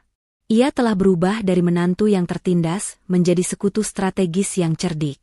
Strategi balas dendam telah dimulai, dan panggung sudah disiapkan untuk kedatangan dramatis Bu Ratna dan Riko yang akan datang dalam kepanikan. Jam terasa berdetak mundur, bukan maju. Setelah telepon putus asa Alisa kepada Devan, rumah besar itu diselimuti keheningan yang jauh lebih menakutkan daripada sebelumnya. Mereka tahu, mobil Bu Ratna dan Riko kini melaju kencang di jalan tol, dipenuhi kemarahan dan ketakutan finansial. Ini adalah waktu penantian yang paling menentukan, waktu di mana segala persiapan terakhir harus dilakukan untuk menyambut musuh yang datang dalam keadaan panik. 2 jam, bisik Nenek Lastri dari ranjang, suaranya tegang. Mereka akan tiba dalam 2 jam. Itu perkiraan tercepat mereka dari bandara, terutama jika Bu Ratna mengendarai sendiri dalam keadaan marah. Kita harus menyiapkan drama kecelakaan palsu sekarang, Alisa. Itu harus sempurna. Drama yang dimaksud adalah sebuah sandiwara krisis medis yang harus cukup dramatis untuk membuat Bu Ratna panik dan mengabaikan detail dokumen, tetapi tidak terlalu parah hingga memanggil para medis sungguhan yang bisa mengungkap sandiwara lumpuh Nenek Lastri. Nenek Lastri mengeluarkan beberapa perlengkapan tersembunyi dari balik bantalnya. Sebotol kecil gliserin untuk menciptakan ilusi keringat dingin yang berlebihan dan sedikit pewarna makanan merah yang dicampur dengan air liur untuk ilusi batuk parah. Alisa mulai merias Nenek Lastri dengan cermat. Ia memulas wajah Nenek Lastri agar tampak pucat pasi, kemudian mengoleskan gliserin di dahi dan pelipis Nenek Lastri, menciptakan butiran keringat yang tampak nyata dan mengerikan. Nenek Lastri sendiri melatih napasnya, pendek, tersengal-sengal, dan dangkal, seperti seseorang yang berjuang melawan sakit di paru-paru. Ingat, Alisa, desis Nenek Lastri, saat mereka tiba, kau harus terlihat hancur, tetapi tetap di sisi ranjangku. Jangan beri mereka kesempatan untuk menenangkan diri. Tepat ketika persiapan medis palsu selesai, sebuah mobil lain memasuki pekarangan, tanpa membunyikan klakson, bergerak senyap seperti hantu. Itu adalah Pak Hasan. Alisa bergegas menyambut pengacara Nenek Lastri di pintu samping, di mana Pak Hasan berdiri dengan koper kulit tua yang berisi umpan, perubahan wasiat terakhir palsu yang menjadi jebakan hukum. Anda harus bersembunyi di gudang belakang, Pak, bisik Alisa dengan napas terengah-engah, matanya waspada. Bu Ratna bisa datang kapan saja, dan dia pasti akan mencari Anda, tetapi kita tidak ingin dia tahu Anda sudah berada di sini. Begitu dia memasuki rumah, Anda harus muncul secara dramatis, seolah Anda baru saja tiba dari jauh. Pak Hasan, seorang pria tua yang cerdas dan penuh perhitungan, mengangguk tanpa banyak bicara. Ia melihat ke kamar Nenek Lastri yang remang-remang, melihat persiapan drama di dalam, dan tersenyum tipis. Rencana yang brilian, Nyonya Lastri selalu selangkah lebih maju. Aku akan menunggu sinyalmu, Alisa. Keselamatan Nyonya Lastri adalah prioritas. Alisa memastikan Pak Hasan tersembunyi dengan aman di gudang belakang, tempat yang jarang disentuh dan tidak memiliki jendela ke arah pekarangan depan. Ia kembali ke kamar Nenek Lastri, jantungnya berdebar kencang. Panggung sudah siap. Para aktor utama dan pemain kunci sudah berada di posisi masing-masing. Hanya tinggal menunggu kedatangan para penjahat. 15 menit kemudian, suara drum mobil yang marah dan rem yang diinjak tiba-tiba terdengar keras dari pekarangan depan. Bu Ratna dan Riko telah tiba, terburu-buru dan dipenuhi amarah yang membara karena ulah Alisa. Pintu depan dibuka dengan tendangan keras, dan Bu Ratna melangkah masuk.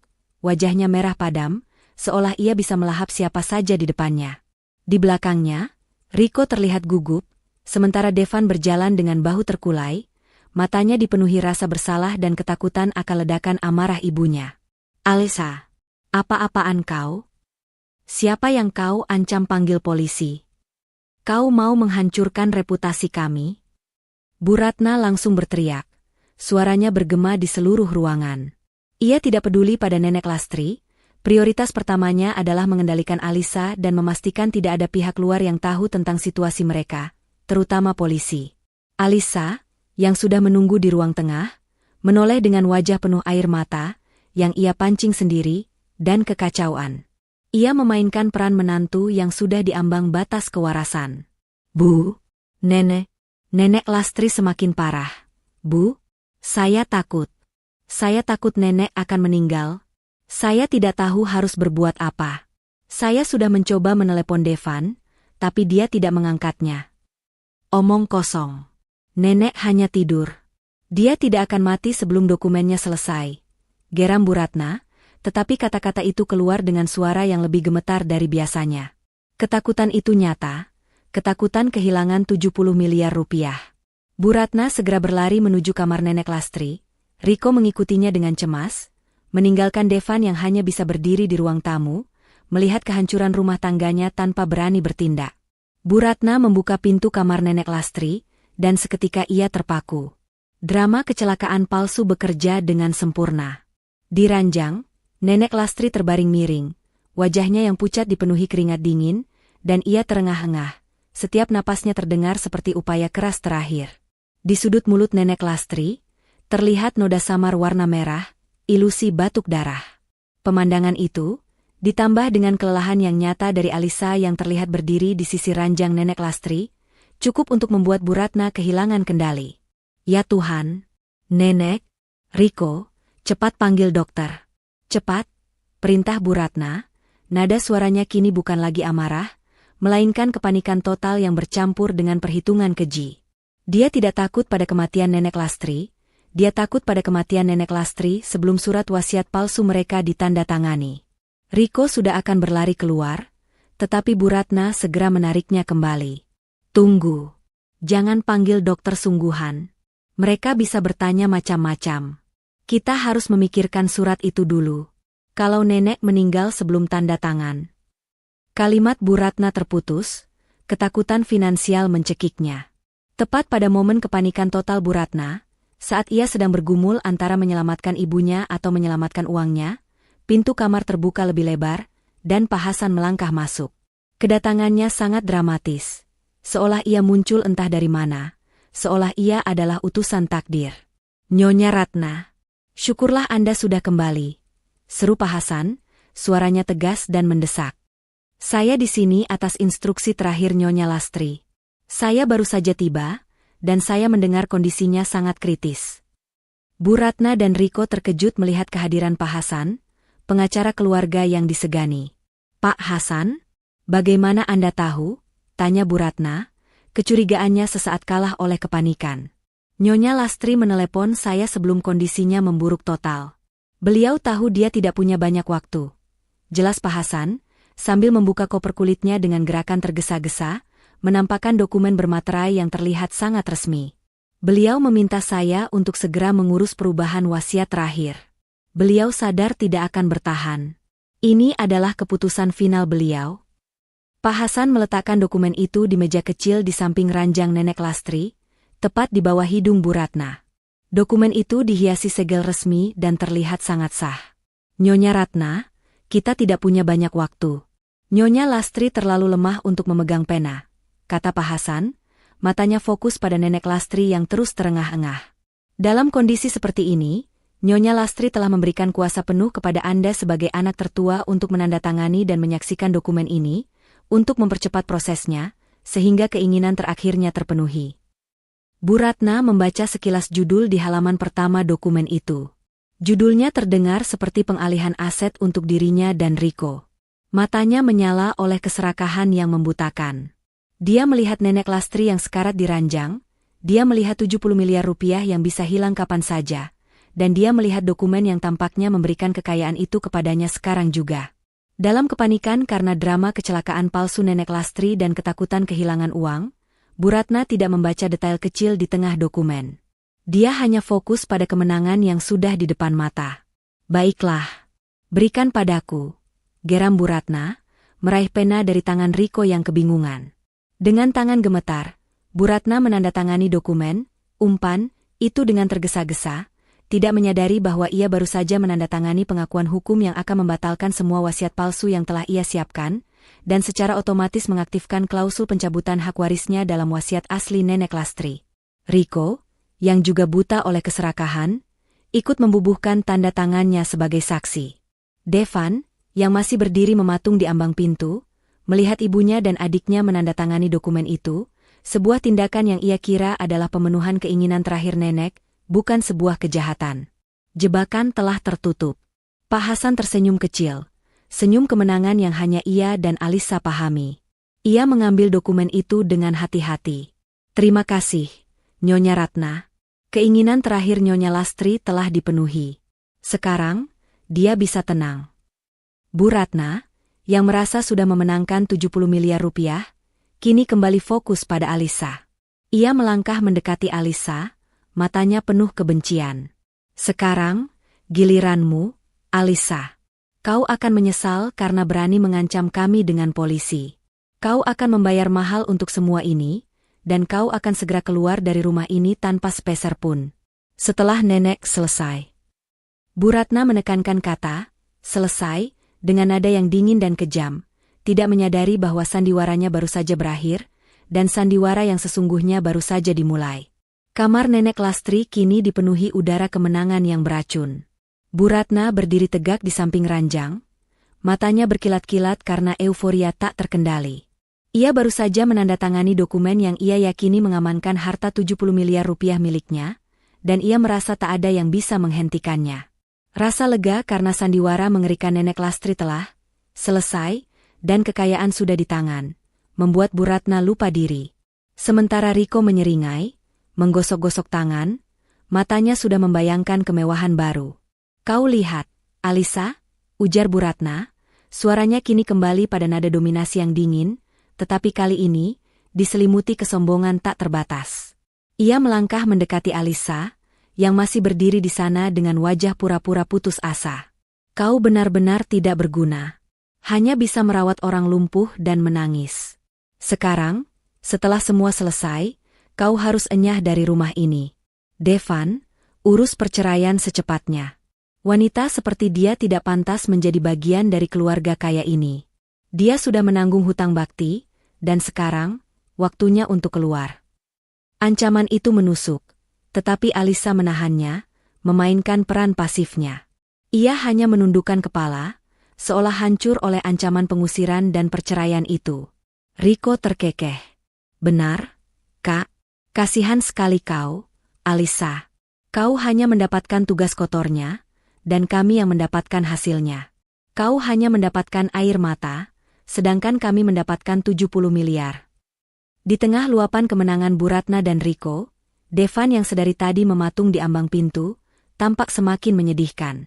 Ia menyaksikan ibunya mengancam istrinya dengan perceraian, menyaksikan adiknya menertawakan penderitaan Alisa, dan ia tetap diam.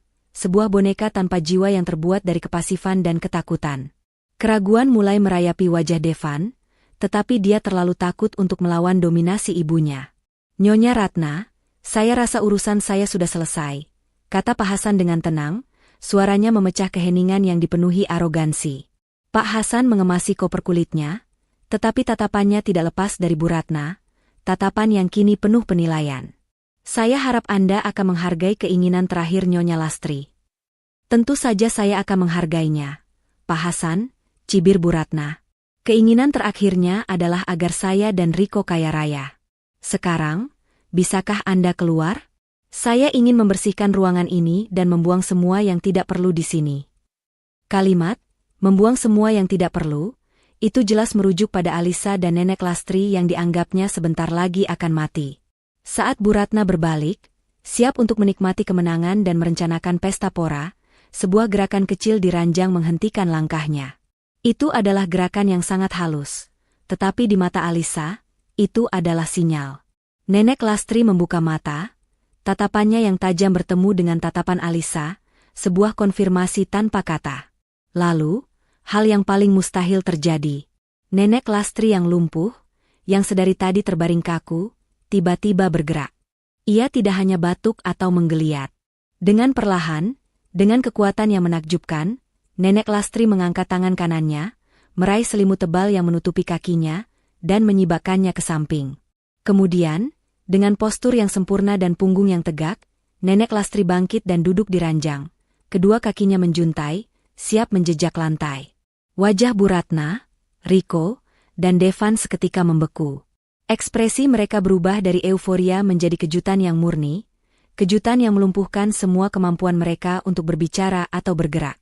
Mulut Bu Ratna terbuka, matanya melotot, seolah ia sedang melihat hantu yang bangkit dari kubur. Pengakuan tersembunyi itu, yang selama ini dimainkan Nenek Lastri sendirian, kini terungkap dengan dramatis. Mengejutkan, bukan?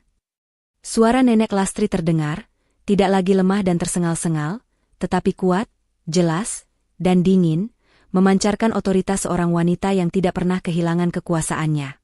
Kau kira aku mati? Kau kira aku lumpuh? Kau kira aku tidak bisa melihat semua kebusukan dan keserakahan kalian?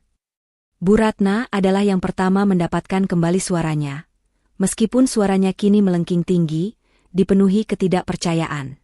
Ini tidak mungkin. Kau gila, Nek. Ini pasti ulah wanita ini. Alisa, kau pasti menyuntiknya dengan sesuatu. Kau membuat nenek menjadi gila. Bu Ratna menunjuk Alisa, berusaha mengalihkan semua kesalahan. Riko, yang masih syok, mencoba menolong ibunya. Ya, Bu, pasti dia. Dia mencoba merusak warisan kita.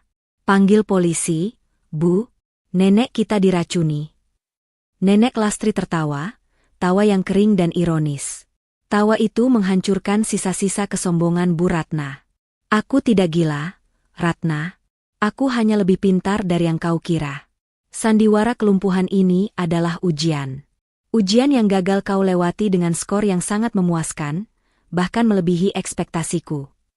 Nenek Lastri turun dari ranjang, kakinya menjejak lantai dengan mantap, dan ia berjalan perlahan mendekati Bu Ratna. Setiap langkah Nenek Lastri adalah hantaman psikologis bagi Bu Ratna. Kau pikir aku tidak tahu kau mencoba memalsukan wasiatku? Kau pikir aku tidak tahu kau meninggalkan menantuku yang berharga ini sendirian di sini, hanya untuk memastikan aku tidak bisa pergi kemana-mana? Kau bahkan mengirim mata-mata untuk mengawasiku. Nenek Lastri menatap tajam ke arah Bu Ratna. Kau meninggalkan aku agar aku mati pelan-pelan.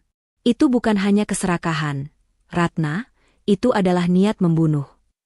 Bu Ratna menggeleng cepat, air mata mulai menggenang di matanya, air mata yang bukan berasal dari rasa bersalah, melainkan dari ketakutan kehilangan 70 miliar rupiah. Tidak. Aku tidak tahu apa-apa. Kami hanya ingin warisan kami. Warisan?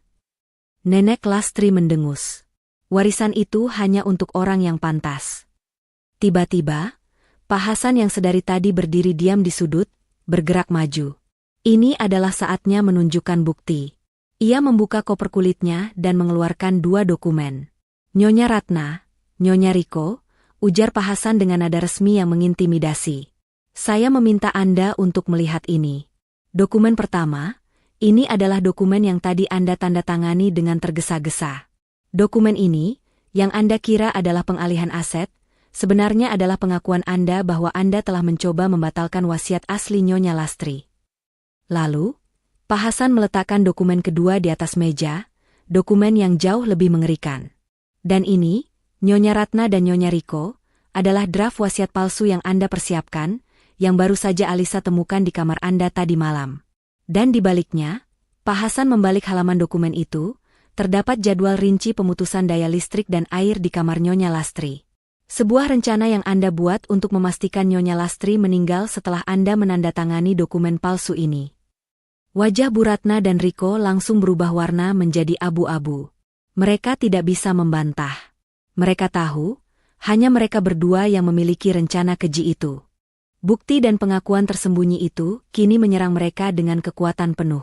Rencana pembunuhan yang tersembunyi, kini terkuak di depan mata. Devan yang selama ini diam membisu, tiba-tiba tersentak. Ia melihat jadwal pemutusan daya listrik dan air, ia mendengar kata, pembunuhan berencana. Ia menatap ibunya, Bu Ratna, yang kini wajahnya penuh keringat dan ketakutan. Devan menyadari kengerian yang selama ini ia hindari. Mama, itu tidak benar. Ma, jelaskan pada kami. Apa-apaan ini? Kenapa Mama mau membunuh nenek? Devan berteriak, suaranya pecah, pahlawan yang terlambat muncul, yang hanya bisa menunjukkan keberanian setelah ibunya tertangkap basah. Bu Ratna hanya bisa menggeleng, tidak mampu berkata-kata, kini terperangkap antara ketakutan hukum dan rasa malu yang mematikan. Riko tersungkur ke lantai, semua kesombongannya lenyap, digantikan oleh kepanikan. Alisa menatap Devan. Suaminya yang pengecut itu kini tampak seperti anak kecil yang terluka. Di mata Devan, Alisa melihat rasa sakit dan penyesalan yang tulus. Penyesalan karena memilih pasif. Alisa tahu, Devan bukan bagian dari konspirasi pembunuhan. Tetapi pasifnya Devan yang membuat Bu Ratna merasa bebas untuk berbuat keji. Nenek Lastri menoleh ke Pak Hasan. Pak Hasan, sekarang Anda umumkan. Siapa yang berhak atas warisan 70 miliar rupiah ini? Pak Hasan menghela napas. Sesuai dengan wasiat asli yang sudah saya amankan, Nyonya Ratna dan Nyonya Riko, karena Anda telah melakukan upaya penipuan, pemalsuan, dan terbukti berniat jahat terhadap Nyonya Lastri, semua hak waris Anda secara otomatis dicabut. Dan Nyonya Lastri, yang kini telah pulih dan membuktikan niat jahat Anda, berhak untuk menentukan kembali nasib aset-aset tersebut, serta menuntut Anda secara hukum. Rasa kemenangan yang baru Bu Ratna rasakan 5 menit lalu, kini hancur berkeping-keping. 70 miliar rupiah itu hilang, dicabut, bukan oleh kematian, tetapi oleh kegagalan sandiwaranya. Bu Ratna, sang ratu drama, kini telah dijatuhkan dari singgasananya. Kekalahan Bu Ratna dan Riko di kamar Nenek Lastri pada bab 6 terasa seperti kekalahan di ruang sidang. Tetapi Nenek Lastri tahu bahwa untuk memastikan mereka tidak pernah bangkit lagi, untuk menghancurkan sumber kesombongan mereka, yaitu reputasi sosial, pengungkapan itu harus dilakukan di panggung yang lebih besar. Tidak cukup hanya mencabut hak waris mereka.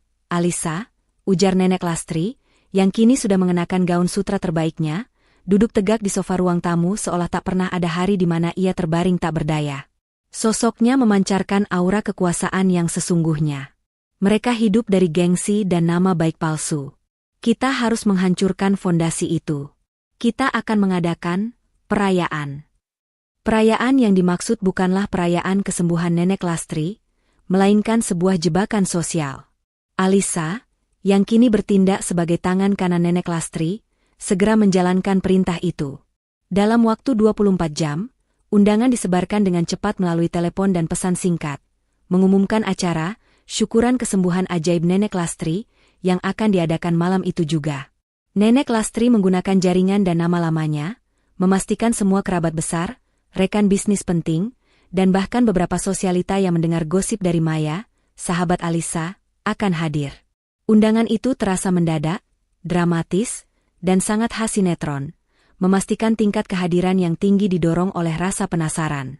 Bu Ratna dan Riko, meskipun sudah tahu wasiat mereka dicabut dan bukti kejahatan mereka ditemukan, terpaksa datang. Mereka tidak punya pilihan. Jika mereka absen dari syukuran, ibunya yang baru, sembuh ajaib, itu akan mengkonfirmasi semua gosip buruk yang sudah beredar. Mereka masuk ke dalam rumah dengan kepala tegak, sebuah tindakan yang dipenuhi arogansi palsu, berusaha mempertahankan sandiwara bahwa mereka adalah anak dan cucu yang berbakti. Kau berani sekali membuat drama seperti ini, Nenek? Bisik Bu Ratna pada Nenek Lastri, matanya memancarkan ancaman di tengah kerumunan tamu yang mulai berdatangan. Kau sudah mengambil uang kami, jangan hancurkan reputasi kami. Kau akan menyesal jika melakukan itu. Reputasi?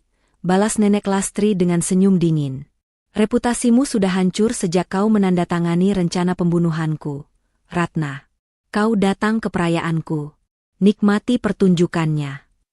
Alisa, yang mengenakan pakaian sederhana namun elegan, berdiri di sisi Nenek Lastri, menerima ucapan selamat dari para tamu yang terkejut melihat Nenek Lastri yang kini berdiri tegak. Para tamu berbisik-bisik, mengkonfirmasi kebenaran gosip yang mereka dengar, dan mengamati Bu Ratna dan Riko dengan tatapan penuh pertanyaan. Devan, suaminya, berdiri jauh di sudut ruangan, tampak hancur, mencoba menjauh dari ibunya dan Alisa sekaligus, dihantui rasa malu dan bersalah. Tepat saat suasana mencapai puncak kehebohan, Nenek Lastri mengambil mikrofon dan berdiri di tangga utama, sebuah posisi yang memberinya otoritas penuh. Semua bisikan berhenti, semua mata tertuju padanya. Selamat datang, hadirin sekalian. Suara Nenek Lastri terdengar keras dan jelas, tidak ada sedikit pun jejak kelemahan. Kalian semua datang untuk merayakan kesembuhan ajaibku. Tapi aku harus mengoreksi. Malam ini bukanlah malam syukuran, melainkan pengungkapan di tengah perayaan. Wajah Bu Ratna dan Riko seketika memucat, menyadari bahwa mereka telah masuk ke dalam jebakan publik terakhir Nenek Lastri. Nenek Lastri melanjutkan, "Kalian semua tahu, aku terbaring sakit selama hampir setahun. Seluruh kota tahu aku lumpuh dan tak berdaya. Itu adalah sandiwara. Aku tidak lumpuh. Aku hanya berpura-pura untuk menguji keserakahan keluargaku sendiri." Suara gemuruh terdengar dari para tamu. Teriakan kaget dan bisikan histeris memenuhi ruangan. Nenek Lastri mengangkat tangan, meminta keheningan. "Aku melakukan sandiwara ini karena anakku, Bu Ratna, dan cucuku, Riko, telah merencanakan penggelapan wasiat senilai 70 miliar rupiah milikku. Mereka mengira aku akan segera mati, mereka meninggalkan menantuku, Alisa, sendirian untuk merawatku, bukan karena bakti, melainkan untuk memastikan aku tidak bisa pergi kemana-mana." Nenek Lastri mengarahkan pandangannya tajam pada Bu Ratna, yang kini bergetar. "Mereka bahkan tidak hanya ingin mengambil uangku. Mereka menyiapkan rencana keji. Mereka telah membuat jadwal untuk memutus daya listrik dan air di kamarku setelah wasiat palsu mereka ditandatangani, agar aku meninggal sendirian dalam kegelapan." Nenek Lastri memberikan sinyal kepada petugas yang sudah disiapkan. Tiba-tiba, sebuah layar proyektor besar diturunkan, dan di sana, muncul gambar draft wasiat palsu Bu Ratna yang ditemukan Alisa, diikuti dengan gambar jadwal pemutusan listrik dan air yang mematikan. Bukti yang tak terbantahkan, disajikan di depan umum. Ruangan itu hening, terkejut oleh bukti visual kekejaman yang tak terbayangkan itu. Keheningan itu pecah oleh teriakan panik dan marah dari para tamu yang merasa jijik. "Lihatlah, inilah anak dan cucu yang kalian kagumi. Mereka adalah penipu dan berpotensi pembunuh," seru Nenek Lastri. Bu Ratna tidak bisa menahan diri lagi. Reputasinya yang dibangun selama puluhan tahun hancur dalam hitungan detik. Ia berteriak histeris, mencoba merebut mikrofon dari Nenek Lastri, tetapi dihentikan oleh para pengawal yang sudah disiapkan. "Tidak. Kalian semua dibohongi. Dia gila. Nenek ini gila. Alisa yang merencanakan semua ini. Dia yang membuat nenekku gila," teriak Bu Ratna, menunjuk Alisa. Namun, tidak ada yang percaya padanya. Kata-kata itu hanyalah keputusasaan. Saat kekacauan mencapai puncaknya, Pak Hasan melangkah maju, berdiri di samping Nenek Lastri. Pria ini, seorang pengacara terkemuka, adalah pengukuh kebenaran. "Hadirin sekalian," ujar Pak Hasan dengan suara tenang yang memotong kepanikan. "Saya Pak Hasan, pengacara Nyonya Lastri. Saya mengkonfirmasi kebenaran semua yang Anda lihat dan dengar. Dan berdasarkan bukti niat jahat dan pemalsuan yang sudah ditandatangani oleh Nyonya Ratna dan Tuan Riko, merujuk pada dokumen jebakan di bab 5, Nyonya Lastri telah mencabut semua hak waris mereka. Dan bukan hanya itu," lanjut Pak Hasan, nada suaranya berubah serius. "Mewakili Nyonya Lastri, kami malam ini juga akan melaporkan Nyonya Ratna dan Tuan Riko ke pihak berwajib atas tuduhan upaya penipuan besar-besaran dan kekerasan dalam rumah tangga bentuk penelantaran yang membahayakan nyawa. Kami meminta maaf atas drama ini, tetapi kami harus membersihkan nama baik Nyonya Lastri dan melindungi asetnya yang bernilai 70 miliar rupiah." Pengumuman tuntutan dan penahanan itu, sebagai persiapan untuk bab 8, adalah pukulan terakhir. Bu Ratna jatuh tersungkur ke lantai, gaun mahalnya kini basah oleh air mata kekalahan dan rasa malu yang mematikan. Riko berdiri gemetar, menyadari bahwa ia telah kehilangan segalanya. Uang, kebebasan, dan reputasi. Di tengah kekacauan itu, Alisa menatap Devan di sudut.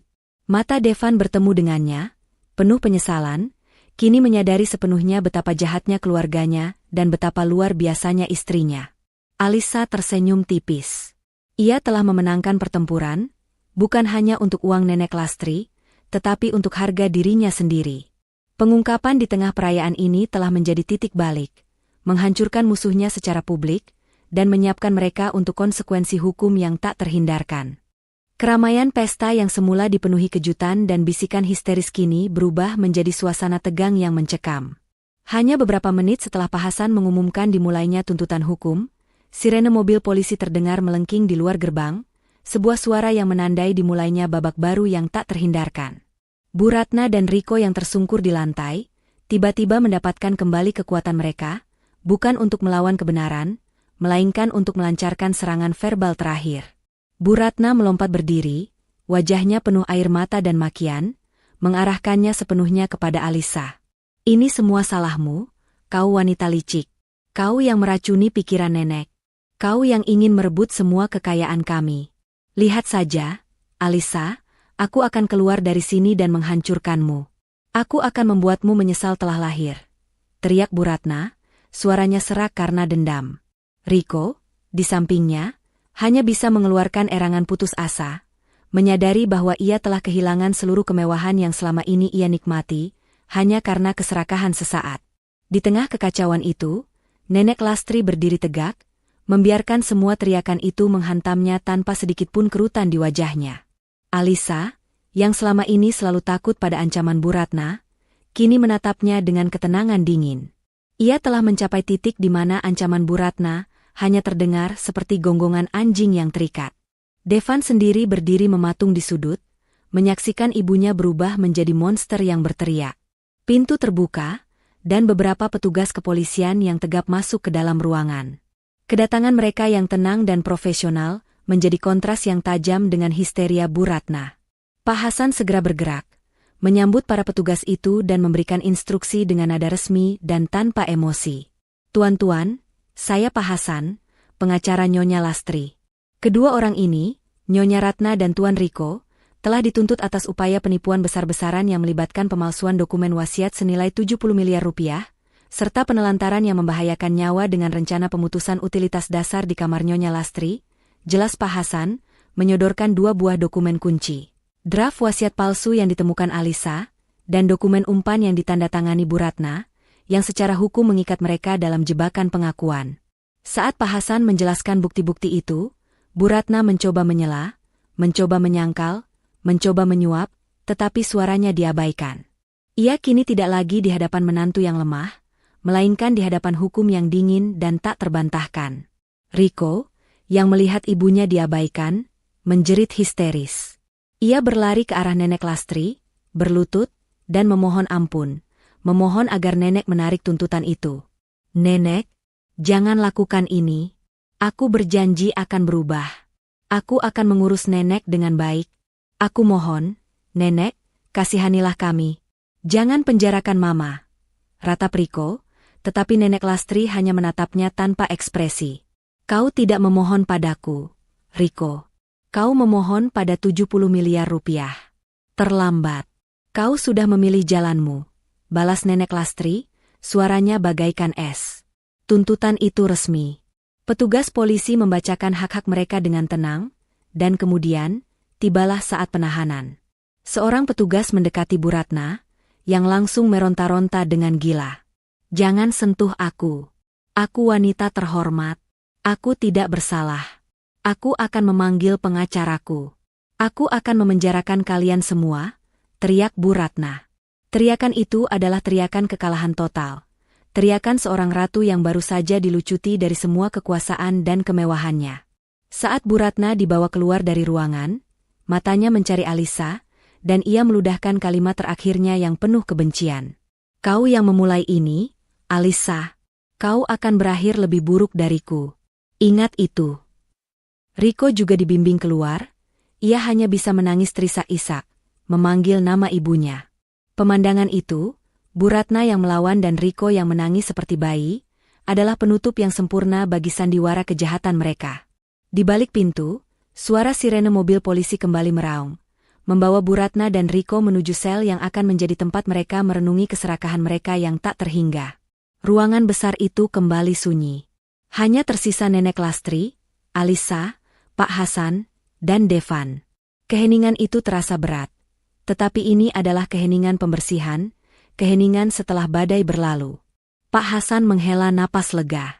Tugas saya selesai, Nyonya Lastri. Kedua tersangka sudah dalam penahanan. Sekarang, Anda adalah pemilik sah yang tak terbantahkan atas semua aset 70 miliar rupiah. Saya akan mengurus proses hukum selanjutnya dan memastikan mereka mendapatkan hukuman setimpal atas rencana keji mereka. Setelah Pak Hasan pergi, hanya tersisa Alisa dan Devan di ruangan itu. Nenek Lastri duduk di sofa, mengamati mereka. Devan yang selama ini pasif dan pengecut, kini akhirnya bergerak. Ia berjalan sempoyongan menuju Alisa, jatuh berlutut di depannya, menundukkan kepala dalam-dalam. Alisa, sayang, maafkan aku, Devan berbisik, suaranya pecah karena isak tangis yang tertahan. Aku sangat malu. Aku tahu, aku pengecut. Aku tahu aku tidak membelamu. Aku tidak tahu Mama akan sekeji itu, tapi aku membiarkan semua ini terjadi. Aku membiarkanmu menderita. Aku membiarkan nenek dalam bahaya. Aku adalah suami yang gagal. Pengakuan Devan itu tulus. Alisa bisa merasakannya. Devan bukan pelaku utama, tetapi kegagalannya untuk bertindak telah membiarkan kejahatan itu berkembang. Alisa menatap wajah suaminya, wajah yang kini tidak lagi arogan seperti yang dipelajari dari ibunya, melainkan wajah yang benar-benar hancur. Nenek Lastri angkat bicara, suaranya lembut, tetapi penuh otoritas. Alisa, kau telah membuktikan dirimu. Harta 70 miliar itu sudah aman. Nasib Devan, kini sepenuhnya ada di tanganmu. Dia adalah suamimu, tetapi dia telah gagal melindungimu. Kau berhak untuk meninggalkannya.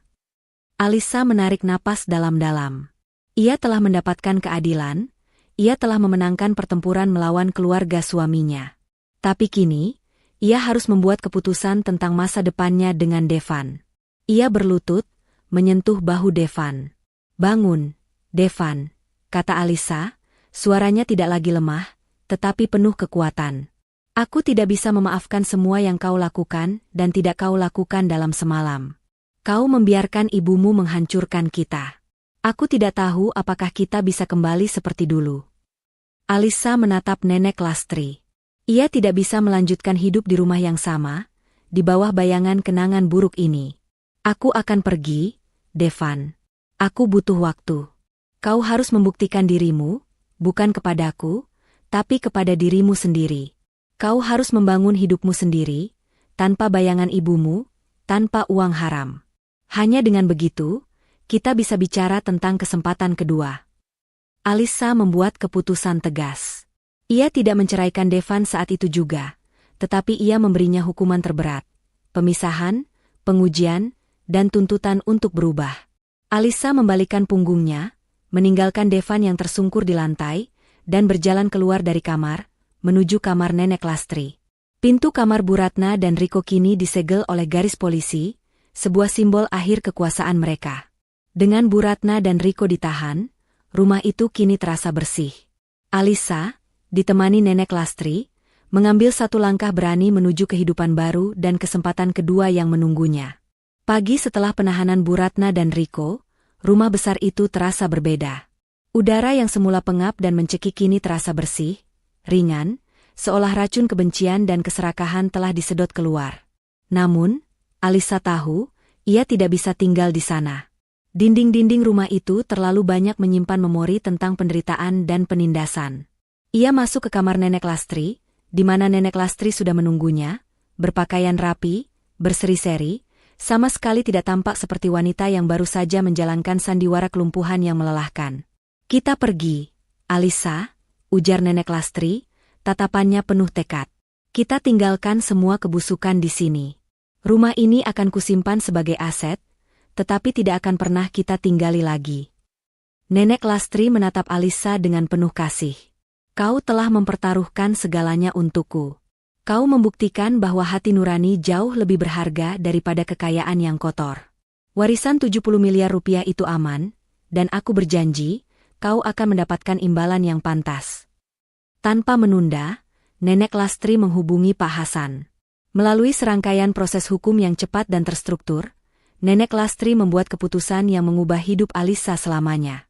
Ia secara resmi menunjuk Alisa sebagai penerima hadiah besar atas jasa dan keberaniannya, sebuah hadiah yang nenek Lastri sebut sebagai modal kebebasan, transfer dana senilai 50 miliar rupiah dari aset pribadinya ke rekening Alisa. Ini bukan warisan, tetapi hadiah mutlak, sebuah pengakuan bahwa Alisa adalah satu-satunya anggota keluarga yang benar-benar berharga. Alisa terkejut, air matanya tumpah. Bukan karena jumlah uangnya yang fantastis, tetapi karena pengakuan dan kepercayaan yang diberikan nenek Lastri kepadanya. Uang ini bukan akhir, Alisa, kata nenek Lastri sambil menggenggam tangan Alisa. Ini adalah awal. Ini adalah alat bagimu untuk membangun kehidupanmu sendiri, jauh dari bayangan siapapun. Beberapa hari kemudian, Alisa dan Nenek Lastri meninggalkan rumah tua itu.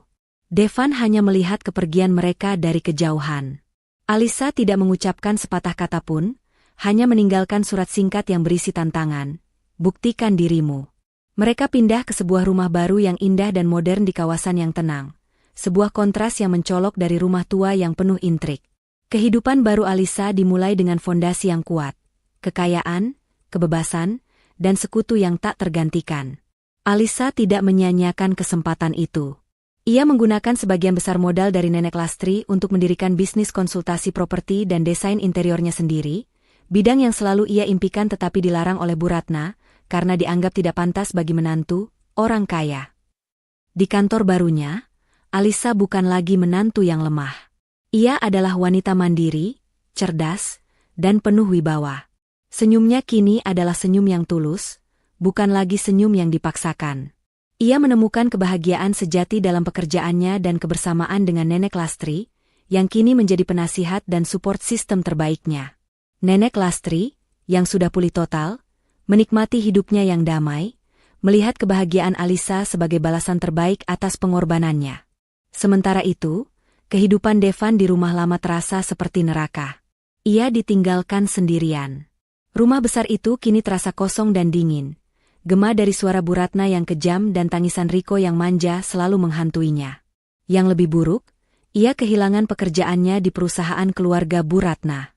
Seluruh hidupnya, yang selama ini dibangun di atas uang ibunya, kini runtuh. Devan menjadi bangkrut secara finansial dan spiritual. Ia sempat mencoba menghubungi Alisa, memohon untuk kembali, tetapi Alisa menolak dengan lembut.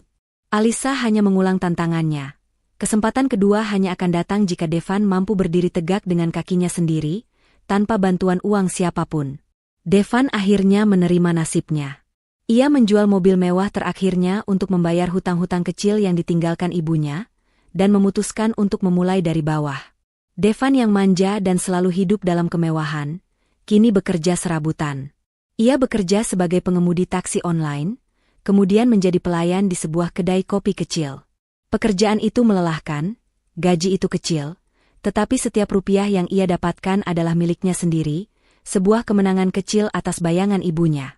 Ia memotong semua hubungan dengan teman-temannya yang hanya mengenalnya sebagai putra Bu Ratna, dan bahkan menolak panggilan dari pengacara Bu Ratna yang menawarkan bantuan untuk mengajukan banding. Devan memutuskan untuk menanggung semua penyesalannya sendirian. Setiap hari yang ia lewati adalah penebusan dosa atas kegagalannya melindungi Alisa dan Nenek Lastri. Tubuhnya kurus, tangannya kasar, tetapi matanya kini menunjukkan ketulusan yang hilang selama bertahun-tahun. Beberapa bulan berlalu. Bisnis Alisa berkembang pesat.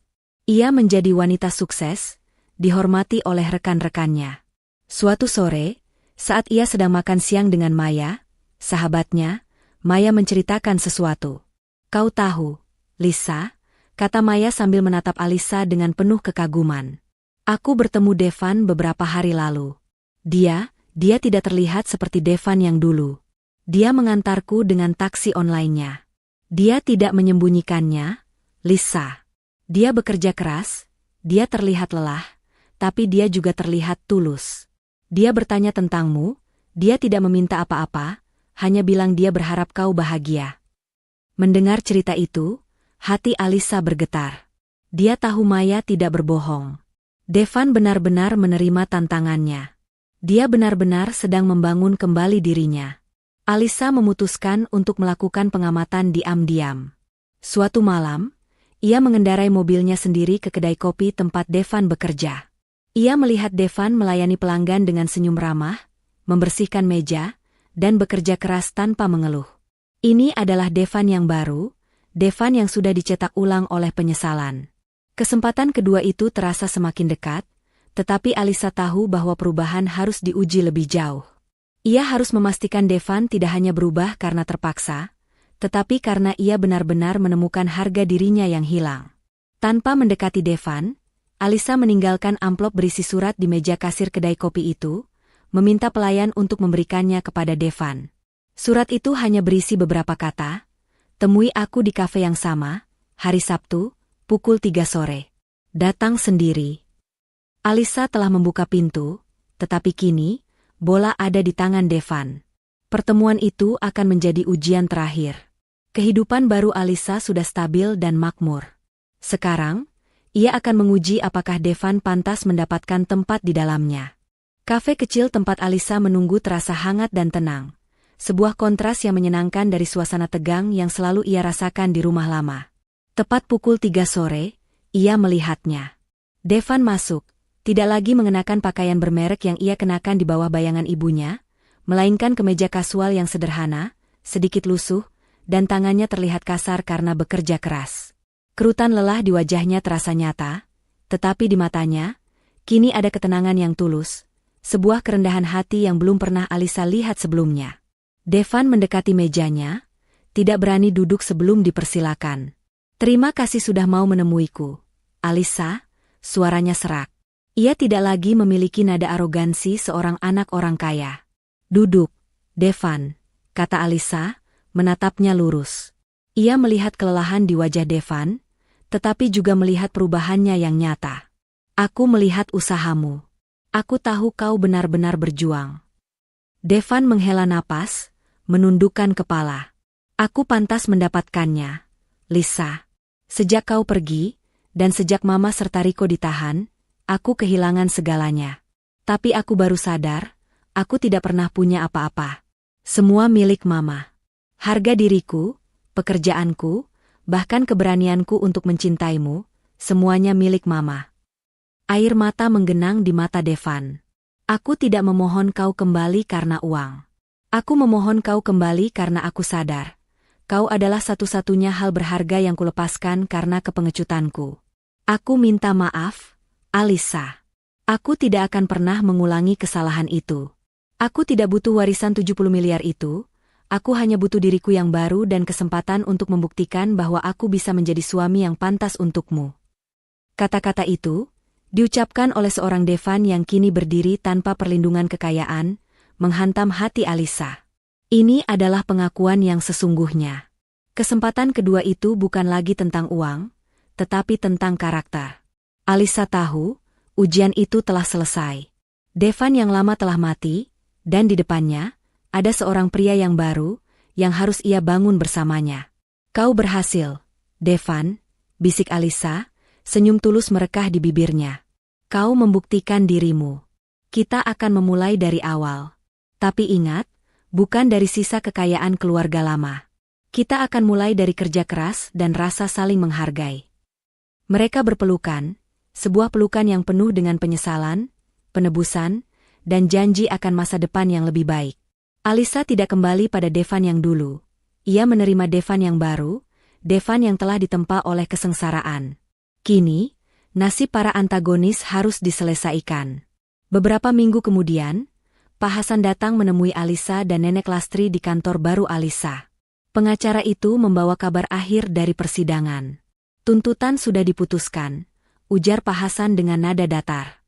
Nyonya Ratna dan Tuan Riko dinyatakan bersalah atas penipuan besar-besaran, pemalsuan dokumen, dan penelantaran yang membahayakan nyawa Nyonya Lastri. Mereka dijatuhi hukuman penjara yang signifikan. Semua aset yang masih mereka miliki akan disita untuk membayar ganti rugi dan biaya hukum yang sangat besar. Mereka akan keluar dari penjara tanpa memiliki apa-apa, bahkan reputasi. Nenek Lastri mengangguk, matanya menunjukkan keadilan yang dingin, bukan kegembiraan. Mereka mendapatkan apa yang pantas mereka dapatkan. Mahkota yang berbeda mereka adalah mahkota penderitaan dan penyesalan seumur hidup. Harta 70 miliar itu aman. Gunakanlah dengan bijak, Alisa. Dengan urusan hukum yang selesai, Nenek Lastri membuat keputusan terakhir yang mengukuhkan posisi Alisa. Ia secara resmi menunjuk Alisa, bukan hanya sebagai penerima hadiah, tetapi sebagai mitra bisnis utama dalam pengelolaan sisa asetnya. Nenek Lastri percaya bahwa hanya Alisa yang memiliki integritas dan kecerdasan untuk mengelola kekayaan itu. Alisa, sang menantu yang pernah dianggap tidak berguna, kini menjadi pewaris utama yang sah, membuktikan bahwa ketulusan mengalahkan garis keturunan. Akhir yang baru bagi Alisa dan Devan dimulai dengan fondasi yang benar. Devan tidak hanya kembali sebagai suami, tetapi sebagai mitra. Ia menggunakan pengalaman barunya sebagai pekerja keras untuk membantu bisnis properti Alisa. Devan belajar tentang kerendahan hati, dan Alisa belajar tentang kekuatan pengampunan. Mereka memutuskan untuk tidak tinggal di rumah besar manapun. Alisa menjual rumah lama yang penuh kenangan buruk itu. Dengan uang 70 miliar rupiah yang kini dikelola Nenek Lastri dan Alisa, mereka bisa saja membeli istana, tetapi mereka memilih sebuah rumah yang sederhana namun hangat. Mereka membangun rumah tangga mereka di atas fondasi yang baru, saling menghargai, jujur, dan tidak bergantung pada kekayaan orang lain. Nenek Lastri pindah bersama mereka. Ia menemukan kebahagiaan sejati melihat putranya yang kini tulus, dan menantunya yang kini sukses hidup damai. Ia mendapatkan kembali kesehatan dan kedamaian yang tak ternilai. Babak penutup. Bertahun-tahun kemudian, Alisa menjadi salah satu pengusaha properti paling dihormati di kota itu. Kisahnya menjadi legenda. Seorang wanita yang dipaksa merawat seorang nenek lumpuh, tetapi justru menemukan sekutu, mengungkap konspirasi 70 miliar, dan mengusir keluarga yang kejam. Bu Ratna dan Riko menjadi cerita peringatan di penjara. Penyesalan menjadi satu-satunya harta yang mereka miliki. Mereka menyadari terlalu terlambat bahwa wanita yang mereka sebut miskin dan bodoh, Alisa, adalah pemilik sesungguhnya dari segala yang mereka inginkan. Di sisi lain, Alisa, yang dulu hanya berhak memakai mahkota penderitaan, kini berdiri tegak. Ia tidak hanya memenangkan 70 miliar rupiah, tetapi ia juga memenangkan integritasnya, cintanya, dan kebebasannya. Ia mengenakan mahkota yang berbeda, mahkota kesuksesan yang dibangun dari ketulusan dan keberanian. Dan yang paling penting, ia membuktikan bahwa kebenaran, meskipun harus melalui sandiwara kelumpuhan yang dramatis, pada akhirnya akan selalu berkuasa. Pesan moral. Alisa, yang dianggap lemah dan tidak berharga, akhirnya mendapatkan kekayaan dan kebahagiaan sejati karena ketulusannya yang tak tergoyahkan. Sementara itu, Bu Ratna dan Riko kehilangan segalanya, harta 70 miliar rupiah dan kebebasan, karena keserakahan dan niat jahat. Cerita ini mengajarkan bahwa menjadi orang baik dan berani memperjuangkan kebenaran, meskipun awalnya terasa sulit dan menyakitkan, akan selalu membawa kemenangan dan kedamaian sejati pada akhirnya.